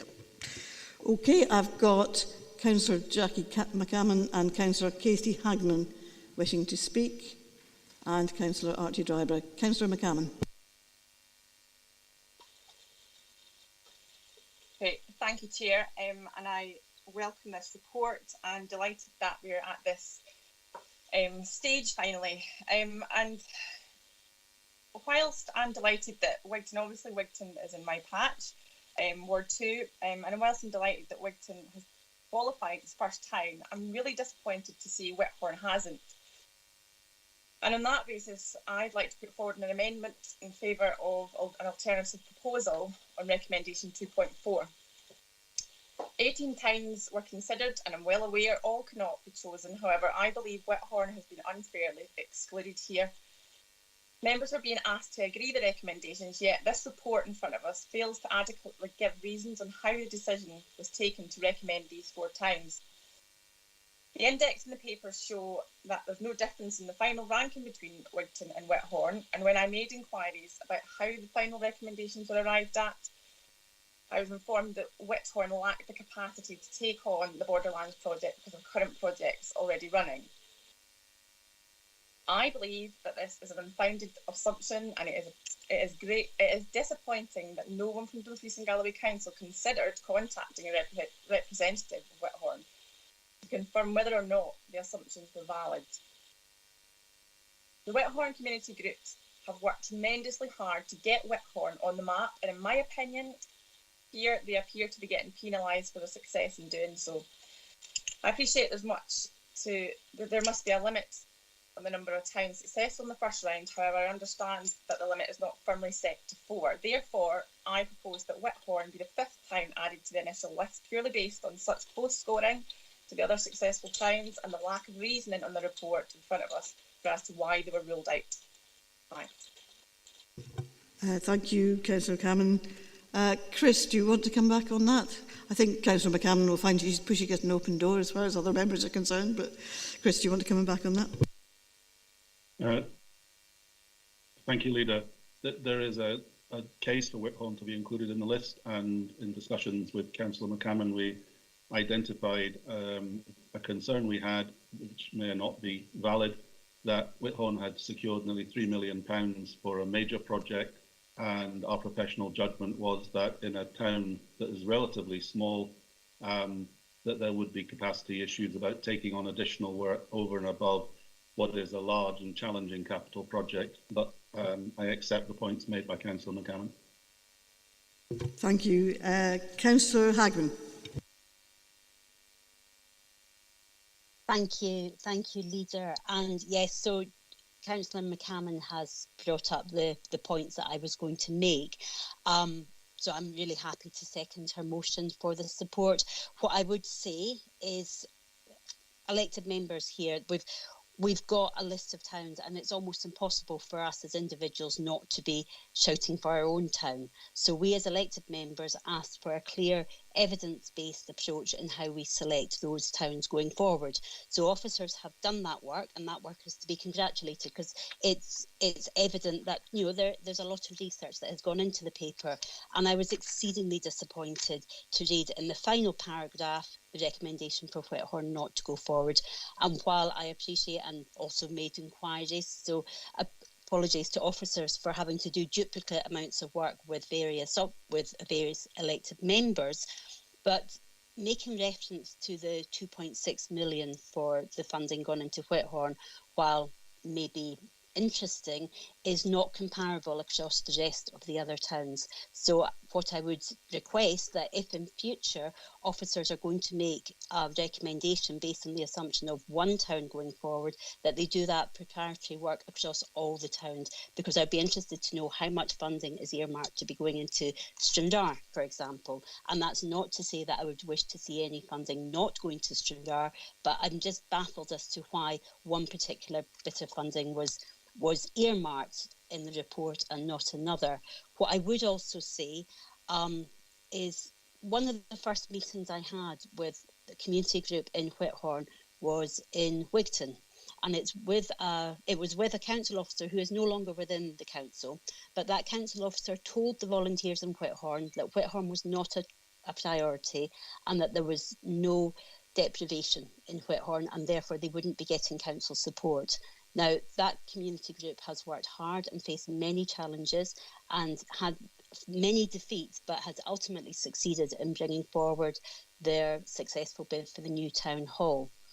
To then be told at this junction, when there's clear evidence that there is still deprivation within the town, that they would be doing okay, and actually they still didn't require any funding from the council, I think would not be acceptable. So therefore I'm delighted to support Councillor McCammon in the recommendation. So simply to add that Whithorn progresses in recommendation 2.4 in the report.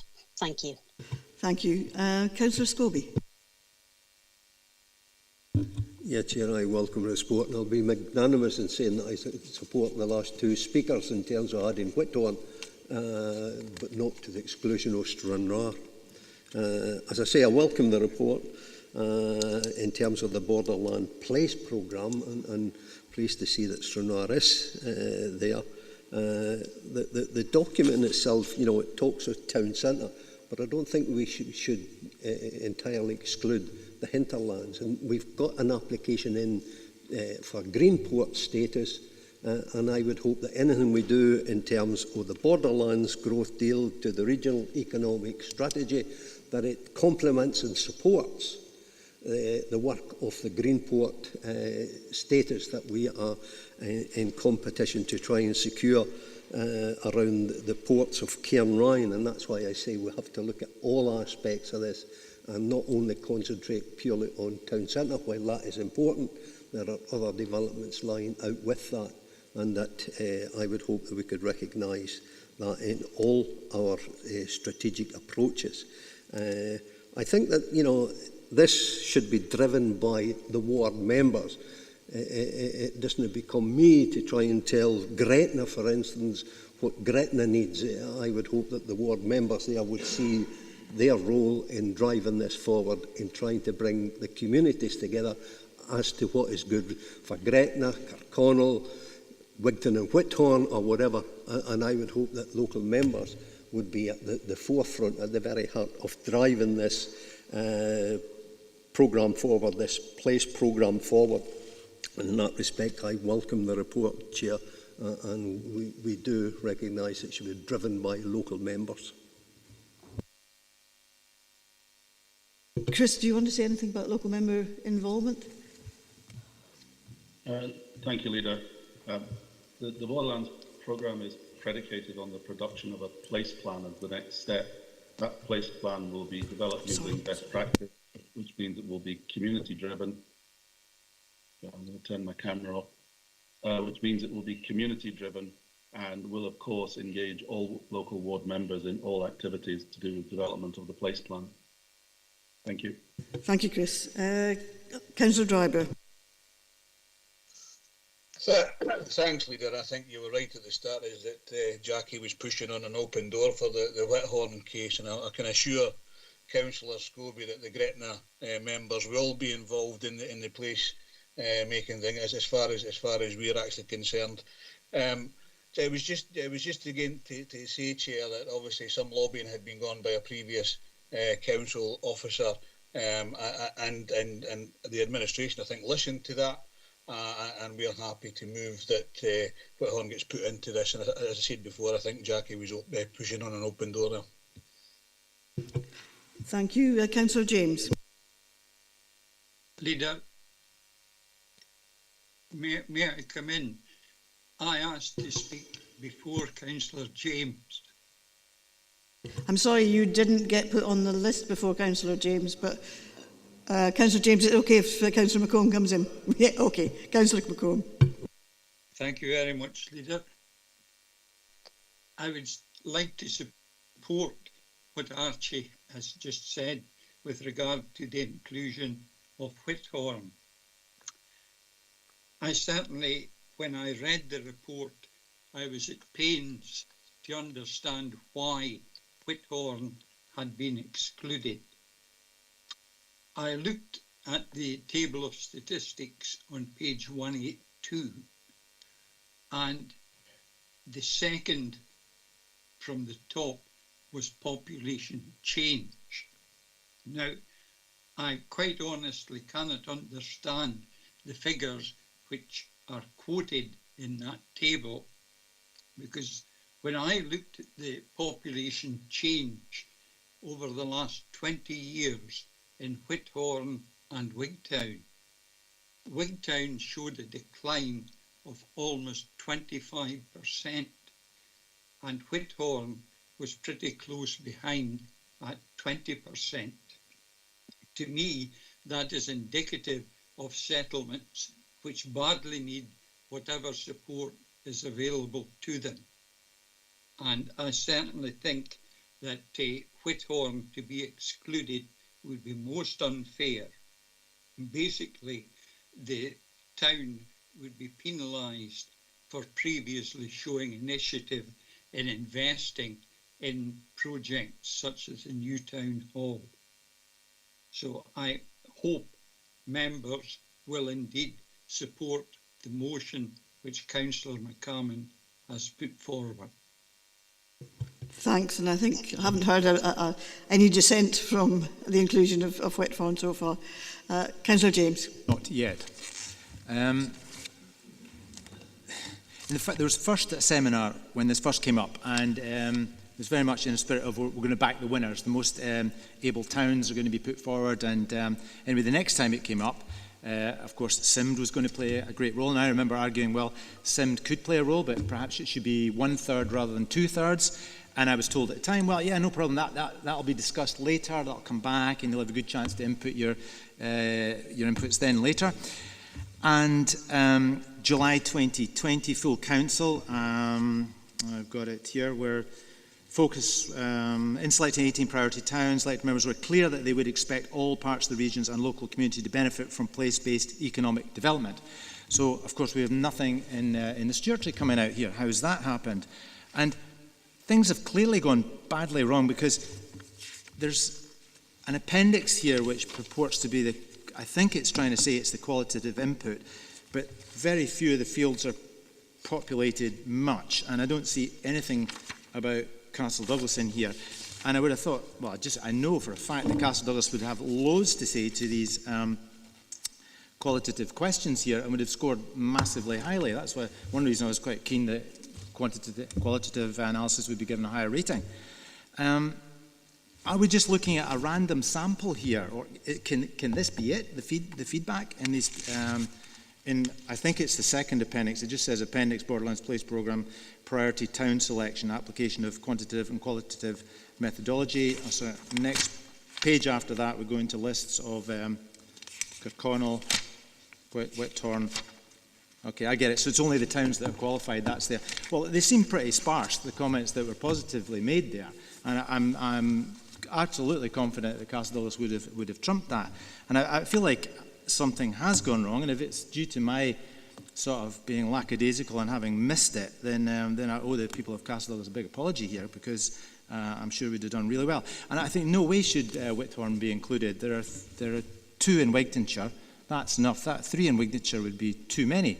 And there may be good reasons why Chris and his team have decided that it should be a lower number. I think that they were talking about originally about 3 or 4, I think, right from the very get-go. So, could we make a place if Gretna gave up its place to Whithorn? I don't know. But as it stands, I would be against the inclusion of Whithorn. And I'm not really happy with how we've been reached out to. I didn't go to the final seminar, but presumably that final seminar didn't both set the qualitative questions, issue them, and then decide on them. That would have been impossible for one seminar, so it couldn't have all have happened there. So the question is, well, how did it happen? What did I do wrong that we've arrived at this situation? Chris? Thank you, Leader. I'm going to leave my camera off because my signal is coming and going. The process that we set out for members, both at full council last year and through various workshops, was that we would start with the index of relative need. Having looked at the index of relative need, there was a clear break point around a score of 100, which is also the average in the index. And we took the view that we would look at the towns that were scoring higher than 100, the higher score being an indication of greater relative need. That then identified the 5 towns which members are now, it looks like members are now moving to include in the first phase. And therefore that's what we did. Unfortunately, the table you have in your pack did not reproduce properly, and a number of the shading items are missing. But the substance of the report does not rely upon that table. It merely summarises the information. What I would say to Councillor James is that this is only phase 1. Borderlands runs for 10 years. This first phase is unlikely to use up the entire resources available through the PLACE programme, and there will be subsequent phases where other towns will be brought into consideration, and we will rerun the data analysis at that time, and we will rerun the qualitative assessment, and we will continue to build our understanding and add information to the knowledge that we have about towns within the context of the PLACE programme. And I accept Councillor Hagman's point that it would be appropriate to engage more fully with local members as we go through that process. So that's my answer. Thank you, Leader. Thank you. Councillor James? Yeah, so certainly this is very disappointing. So we were reliant on our ward officer, I guess, here, or how did this happen? I only missed one workshop seminar. It couldn't have all happened then. No, I don't think it's actually anything that you've missed. I mean, it's been based on the index of relative need, which is a requirement of the governments in terms of being able to release the cash. So, that we couldn't not pay attention to that. That was actually required of us. Did we not produce our own qualitative component, which I thought was going to be 50%? Did we not produce that? That's a standard questionnaire that we've answered it ourselves without recourse to the members and public. Chris, can you bring that in? There was no weighting given to this, Leader. We processed the data. We came up with the index of relative need based on the most current data that were available. And we then used the qualitative information to essentially verify the results of the data analysis and to confirm that these were indeed the towns that should be brought forward in phase 1. And that's the process that we followed. That's the process that we set out for members. That's the process we were asked to go through at full council last year. And I would say that the data sets that underpin this index of relative need are substantially more robust than the ones that were available to us last year, in that they're based on 2020 or 2019 data. Okay, thanks, Chris. Can I bring in Councillor Inglis, please? Yeah, thank you, Leader. Yeah, fully supportive of this motion, as you would probably expect. I'm not going to go on about the motion, but I would say that it's concerning to hear that a community group so successful in Whithorn were going to be ruled out on the basis of an officer assumption.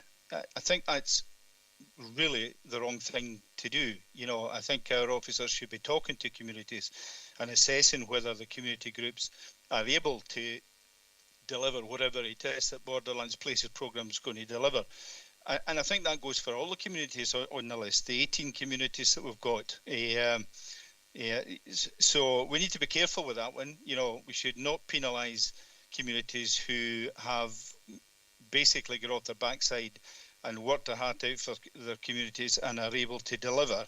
And because they've got so much on, there seems to be an assumption that they can't take any more on. We just can't go down that road. So hopefully that won't happen in the future. Glad to hear there's cross-council support for this, for Whitthorn to be included within this first tranche. Thank you, Leader. Thank you. I think Lorna wants to come in. Lorna? Thank you, Chair. Just to reiterate to members, you know, this is a initial selection. It's not to the disadvantage of any other places. We are required, and part of the Borderlands deal is to select our initial places.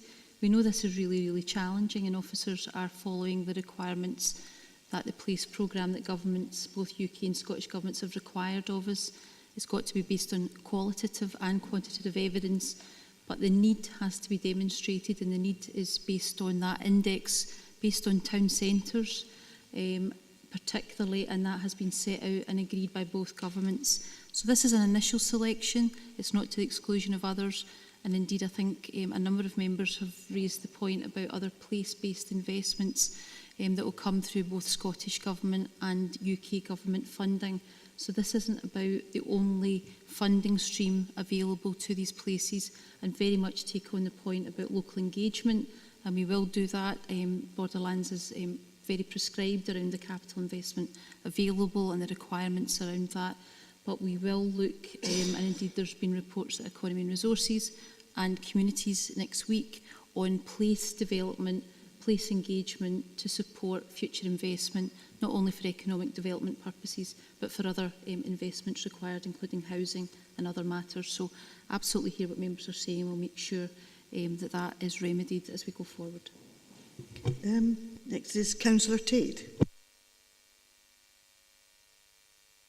Yeah, just a quick question. By the way, congratulations to the 4 towns, or maybe 5 towns that have been selected to go through, to be processed further. My question is on the summaries in this paper, and how the content of the summary was arrived at, and who was involved in writing these up, because I think it's most important to know the answer to that, because it's been highlighted already. I'm quite sure there will be other towns that will come into this scenario farther down the line. So I'd just like to ask the question, actually, who was involved in summarising the summaries. Okay, Chris? Thank you, Leader.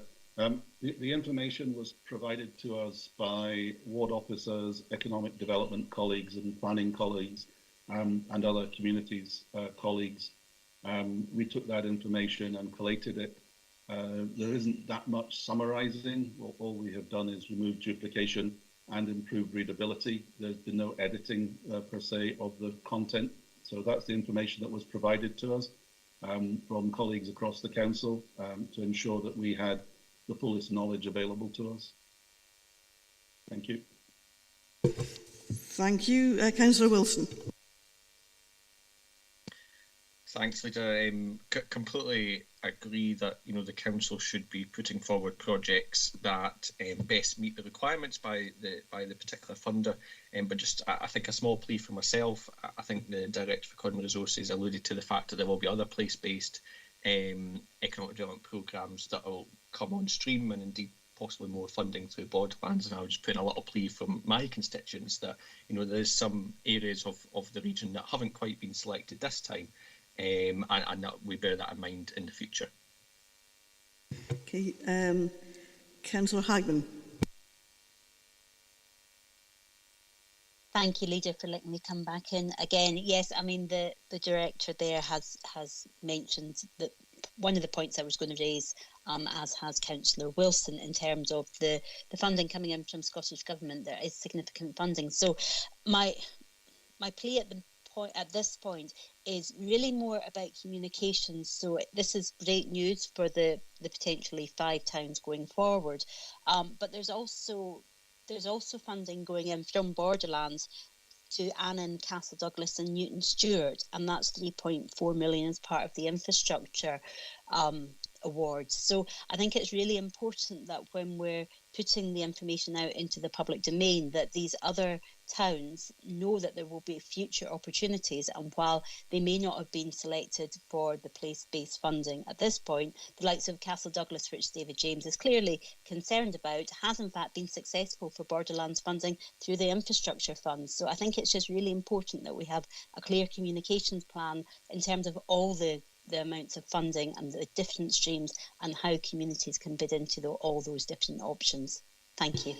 That's a point well made. This is not the only stream of Borderlands funding, or indeed the only funding stream which is available or which is becoming available. Councillor James, you wanted back in. The fact that other streams are there has been identified by the proponents of Whithorn as no argument at all. Now we've turned it around, we're using it the other side against me.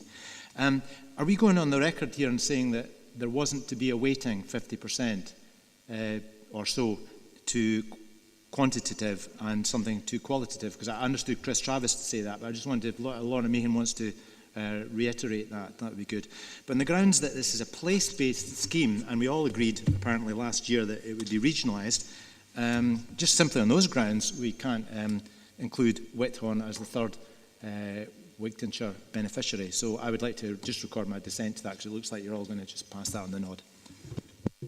Okay, Lorna, do you want to come in? Thank you, Chair. I recall the discussion last year, Councillor James, and at that time the Place programme was under development and the initial indication of 18 towns was agreed then. Since then, both governments in signing off the Borderlands deal have been very clear about the specific qualitative and quantitative analysis that they require, mostly focused on the quantitative analysis, that town centre need, and that's the basis on which we are required to operate and pick the towns that are in the initial list. So we will continue to update that information. We appreciate that will change over time, but at this stage that's the most up-to-date information, and that's the requirements for this place programme. But reiterating the point, there's a number of other place-based investments, and we will look to support all communities access that and support them in their ambitions. Thank you. Okay, that's clarified that the goalpost did move, albeit for reasons out with our control. And but it's about trusting you and say, okay, just wait till the next round then, because you know, if things change in that way without us being informed, it's difficult to have that trust. Okay, we'll proceed to the recommendations now. Note 2, I think we've considered 3, and can we agree that Gretna, Wigton, Kirkconnell, Whithorn and Stranraer are the initial towns to be taken through the Borderlands Place programme? Agreed. And Councillor James wants his dissent from that recorded. And 5, we're asked to further agree that the next phases of towns to be entered the Borderlands Place programme, and etc., etc. I won't read it all out, but it's basically there will be another phase which will come to us in future. This is not the entirety of the Borderlands Place programme. Agree? Happy to agree? Good. Okay, agenda item 14 is a notice of motion on the Ruthwell Savings Bank Museum. Before moving to the detail of the motion, give its subject matter, can we first agree to remove delegation from the Communities Committee? So we may discuss it. Agree to remove delegation? All right. Okay, members are asked to consider the notice of motion proposed by Councillor Sean Marshall and seconded by Councillor Archie Dryburgh, and the notice of motion is attached as an appendix. Harry Hay is available on Microsoft Teams to assist members with any questions, and can I ask Councillors Marshall and Dryburgh to propose their motion, after which I shall invite contributions and questions from other members. Councillor Marshall. Thanks.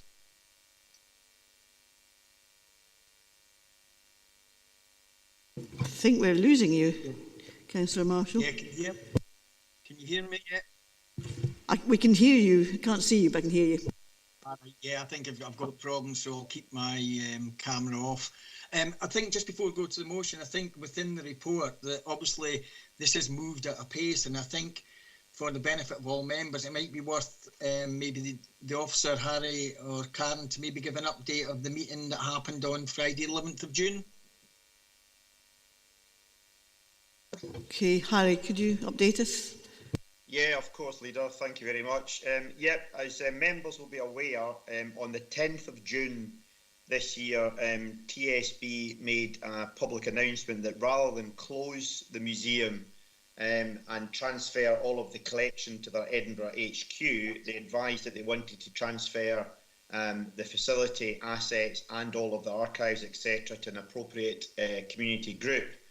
This certainly made the meeting that Councillor Marshall refers to, that's also mentioned in section 3.9 of the report in front of you today, between TSB and stakeholders on the 11th of June, probably more positive than perhaps it would have been.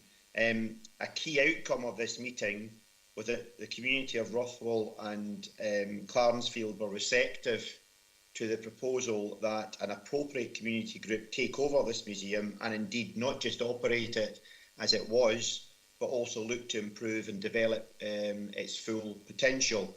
I think TSB heard loud and clear that it required to be sustainable and not simply move a challenge they had onto another organisation. And it was agreed that a project team be established, the first meeting of which is actually tomorrow. And this has got representation from a number of organisations and interested parties, including TSB, Community Council, Church, Crichton Trust, and also appropriate council representation. The role of this project team is to fully explore the transfer opportunity and get more specific details on what exactly TSB are proposing. And no doubt any potential community groups will be looking to drive this opportunity forward. Will also be wanting to undertake due diligence, etc. An important part of this will be the financial implications, including start-up funding and ongoing recurring costs. So I will, of course, ensure members are kept fully updated as this project team develops and starts to discharge its function. Thanks, Leader. Happy to answer any other questions members may have. Okay, can I bring Councillor Marshall back in? Councillor Marshall? Yeah, thanks, Leader. Yeah, on that basis, you know, things have moved at a pace, and I think probably the original motion, I will want to amend that when I come to that. But I think, first of all, really just to welcome the fact that I think it looks like community representation and political lobbying to date has resulted in TSB changing their minds from closing the museum at Rothwell and transferring assets to Edinburgh. I think this now leaves us with an opportunity to establish an independently run museum, and that's either, you know, run by a community group or a trust. I think also, though, that apart from TSB agreeing to do this, I think we should also look to the TSB to try and secure some funding from them to allow sustainability of the museum going forward. That would be a nice gesture by TSB as well. And I think we also need to ensure if we are successful and the museum reopens, it reopens as soon as possible, because I think the longer it sits closed, the harder it may be to reopen. So obviously COVID restrictions will apply, but you know, as soon as we can get that open, the better, I would imagine. So really, I would like to amend the motion to include the following. I'll just try and copy it into here as well. But I'll read through it as well. It should be up on the screen now, but it's so while TSB's revised announcement that they will look to transfer the Rothwell Savings Bank Museum and collection to a community organisation as opposed to close this important facility and move to the collection to the Edinburgh UK HQ is welcome, it is vital that the future of this museum is not only sustainable but thrives. Given that there has been a project group established to take this forward, it is requested that the council officer representative on this group supports the community to develop a project plan with key essential steps and timelines. The plan will include the need to identify and secure both any initial start-up funding and recurring funding, and all options for this required to be fully explored. And that includes hopefully trying to get some sort of fund from the TSB itself. So with that, I'd like to move the motion. Thanks. Thanks. So is there any way we can make that amended motion available to members? Meanwhile, I'll call in Councillor Driver as a seconder. Thanks very much, Leader, and I'll keep my camera off in case people lose digital connectivity.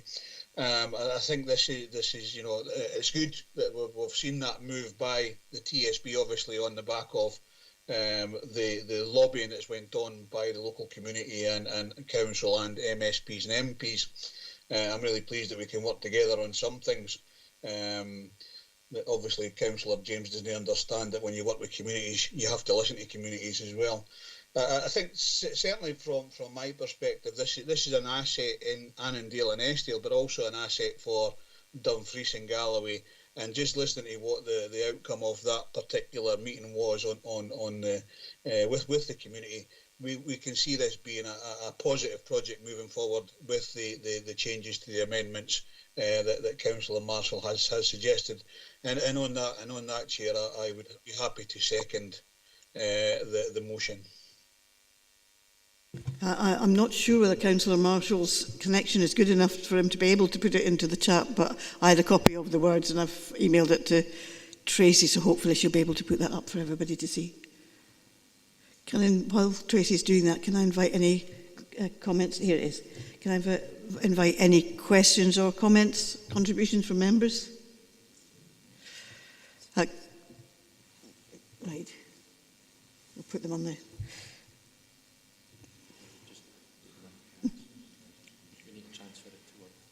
Yeah. No, it's actually up on the chat now, but I was wondering, because some councillors were indicating they wanted to speak, but it's not been put on my list yet.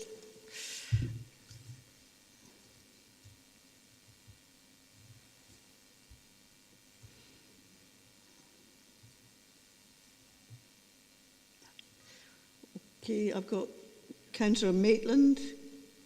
I thought a couple of councillors in the hall indicated. I'll call in Councillor Maitland first. Councillor Maitland. I just want to make a very, very short point, which is that I think how important it is to have artefacts and history remain close to where it actually comes from. Nobody would be surprised to hear me say that in light of what has happened with respect to the Galloway Hoard in the past. But I am totally in support of the community's aspiration to look after their artefacts and their own history. Thanks, Jane. Councillor Martin. Thanks, Chair. As I say, I was at the meeting along with Harry and Karen, and I think TSB were taken aback with the amount of opposition there was to their original proposal, because they had actually, the night before, they had actually said that even although they wouldn't keep the museum, they weren't wanting the museum, they would hand it over if it come forward along with the artefacts, which was a big change for them. But as I say, at that meeting, they were left in no doubt that the people, them that are on the meeting, that are going to meet them tomorrow, left in doubt that they expected some sort of recompensing, etc., with the museum. But the thing is, it's been closed for nearly 14 or 16 months that it is, and they've got to get it open as soon as possible, because if they don't get it open as soon as they can, it may take a while to get it going, like as I say. But certainly when it gets open, there's got to be more promotion, which we in Dumfries and Galloway seem to lack at times when you consider what's happening in Ayrshire with burns, etc. They get far more than what we get here. So as I say, I think the marketing it is a big thing as well. But the TSB, as I say, they're left no doubt that they expect something back from them when the museum gets going again and when this group gets started up. Thank you. Any further contributions? Okay, are we happy to? Yeah, that's it up, and members can see the alternative motion. Are members content to agree that motion? Agreed. Right, thank you. We're now, next item is agenda item 15. There's a slight problem that the mover of this motion has actually left the meeting on a temporary basis. Vlad, can I ask, would it be in order for the seconder to move the motion and somebody else to second if Councillor Giusti is not back? And I'm not seeing that he indicates that he is back yet. Is it my... hasn't retired. Okay, If he's not back, leader, happy to second the motion when it gets to that point. Can I ask Councillor Hislop in this case to move the motion? Chair, I take it that we have withdrawn delegation from communities. Sorry, I was so concerned about the fact that Councillor Giusti was not present. Yes, we have to remove delegation from Communities Committee. Okay, everybody happy to do that? Okay, I'll hand over now to Councillor Hislop, and again, Harry Hay is available on Teams to assist members with any questions. Councillor Hislop. Thank you, Leader. I feel a bit like the news here, and this is the "and finally" story. This was brought because I think over this last year and a half during COVID, we needed a sort of uplifting story. And this story is about young men from Dumfries and Galloway who have excelled at their sport and have become positive role models for young curlers across the region.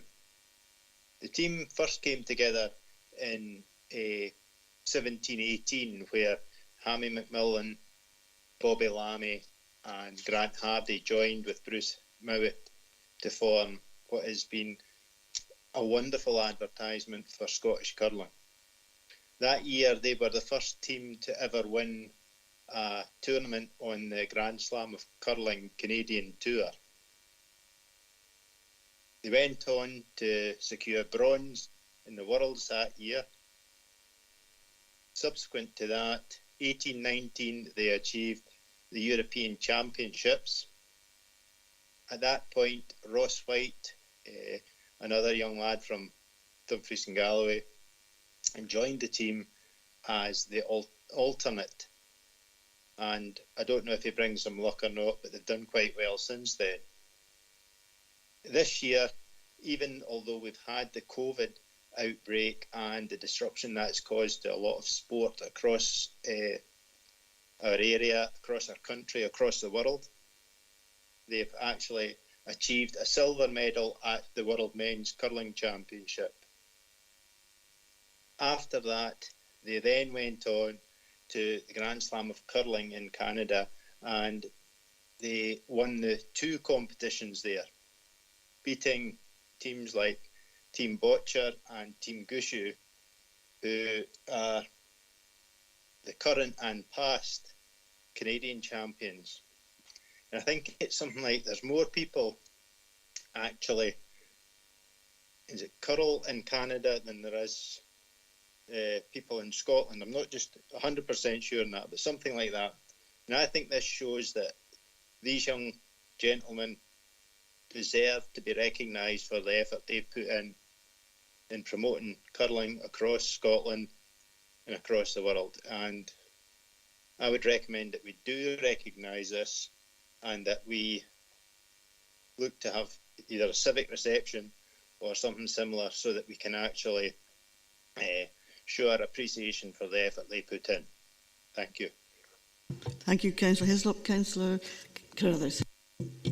Thank you, Leader. I mean, nothing really to add, obviously, here just to support Councillor Hislop and Councillor Giusti in the motion forward, but recognise the fact that I think we've done it in the past, recognising different people who have achieved high levels in sport, and we've had civic reception and so on for them, so it'd be good to see that type of decision being made here today, but happy to second. Thank you, Leader.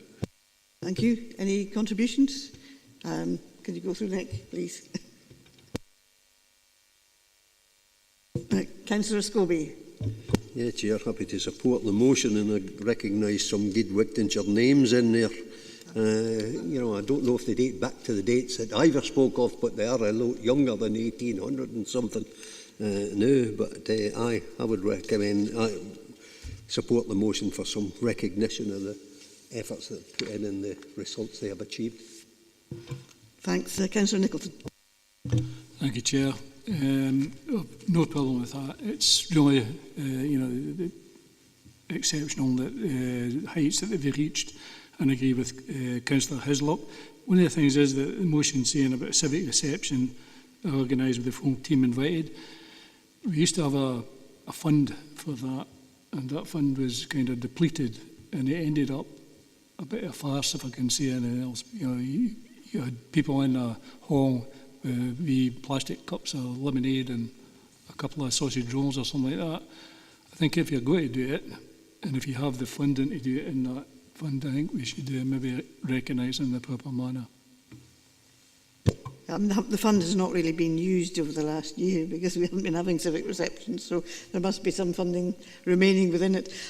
Can I just say, though, I absolutely agree with the civic reception for these young men. They've done extremely well, but I wouldn't want to see this being the process by which civic receptions are decided, because there is actually a process for deciding civic receptions. So normally I wouldn't particularly, let's not make this set a precedent. These are particularly outstanding circumstances, but let's not have that setting a precedent about deciding how civic receptions are allocated. Can you put them in this? David Stitt, yep. Councillor Stitt. Thanks, Leader. I'm very supportive of this, but I'd just like to hold them back for a civic reception to maybe later on in the year, because there is an athlete for the Stuart getting named today to represent Britain in the Tokyo Olympics. Excellent.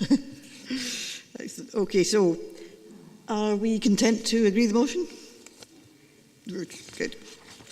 The next item are the minutes for approval. So if we can go through them and then the mover and seconder do so. First one up is the Ad Hoc Waste Collection, Treatment and Disposal Subcommittee of the 3rd of June. It's you. I'll approve. Do we have a seconder? Happy to second. Annan Common Good Fund of 19th of May. Happy to approve, Leader.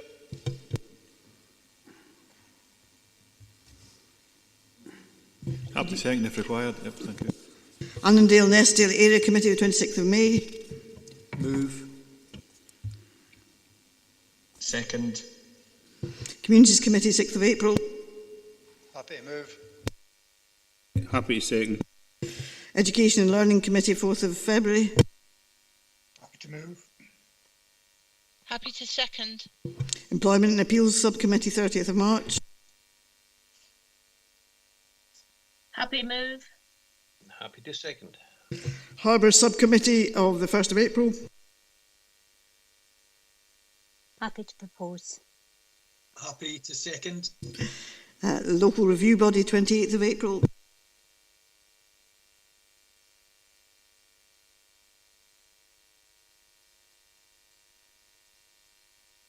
Anybody in the local review body of the 28th of April? I think I've got Ivor Hislop and Pauline Drysdale, Andy Ferguson.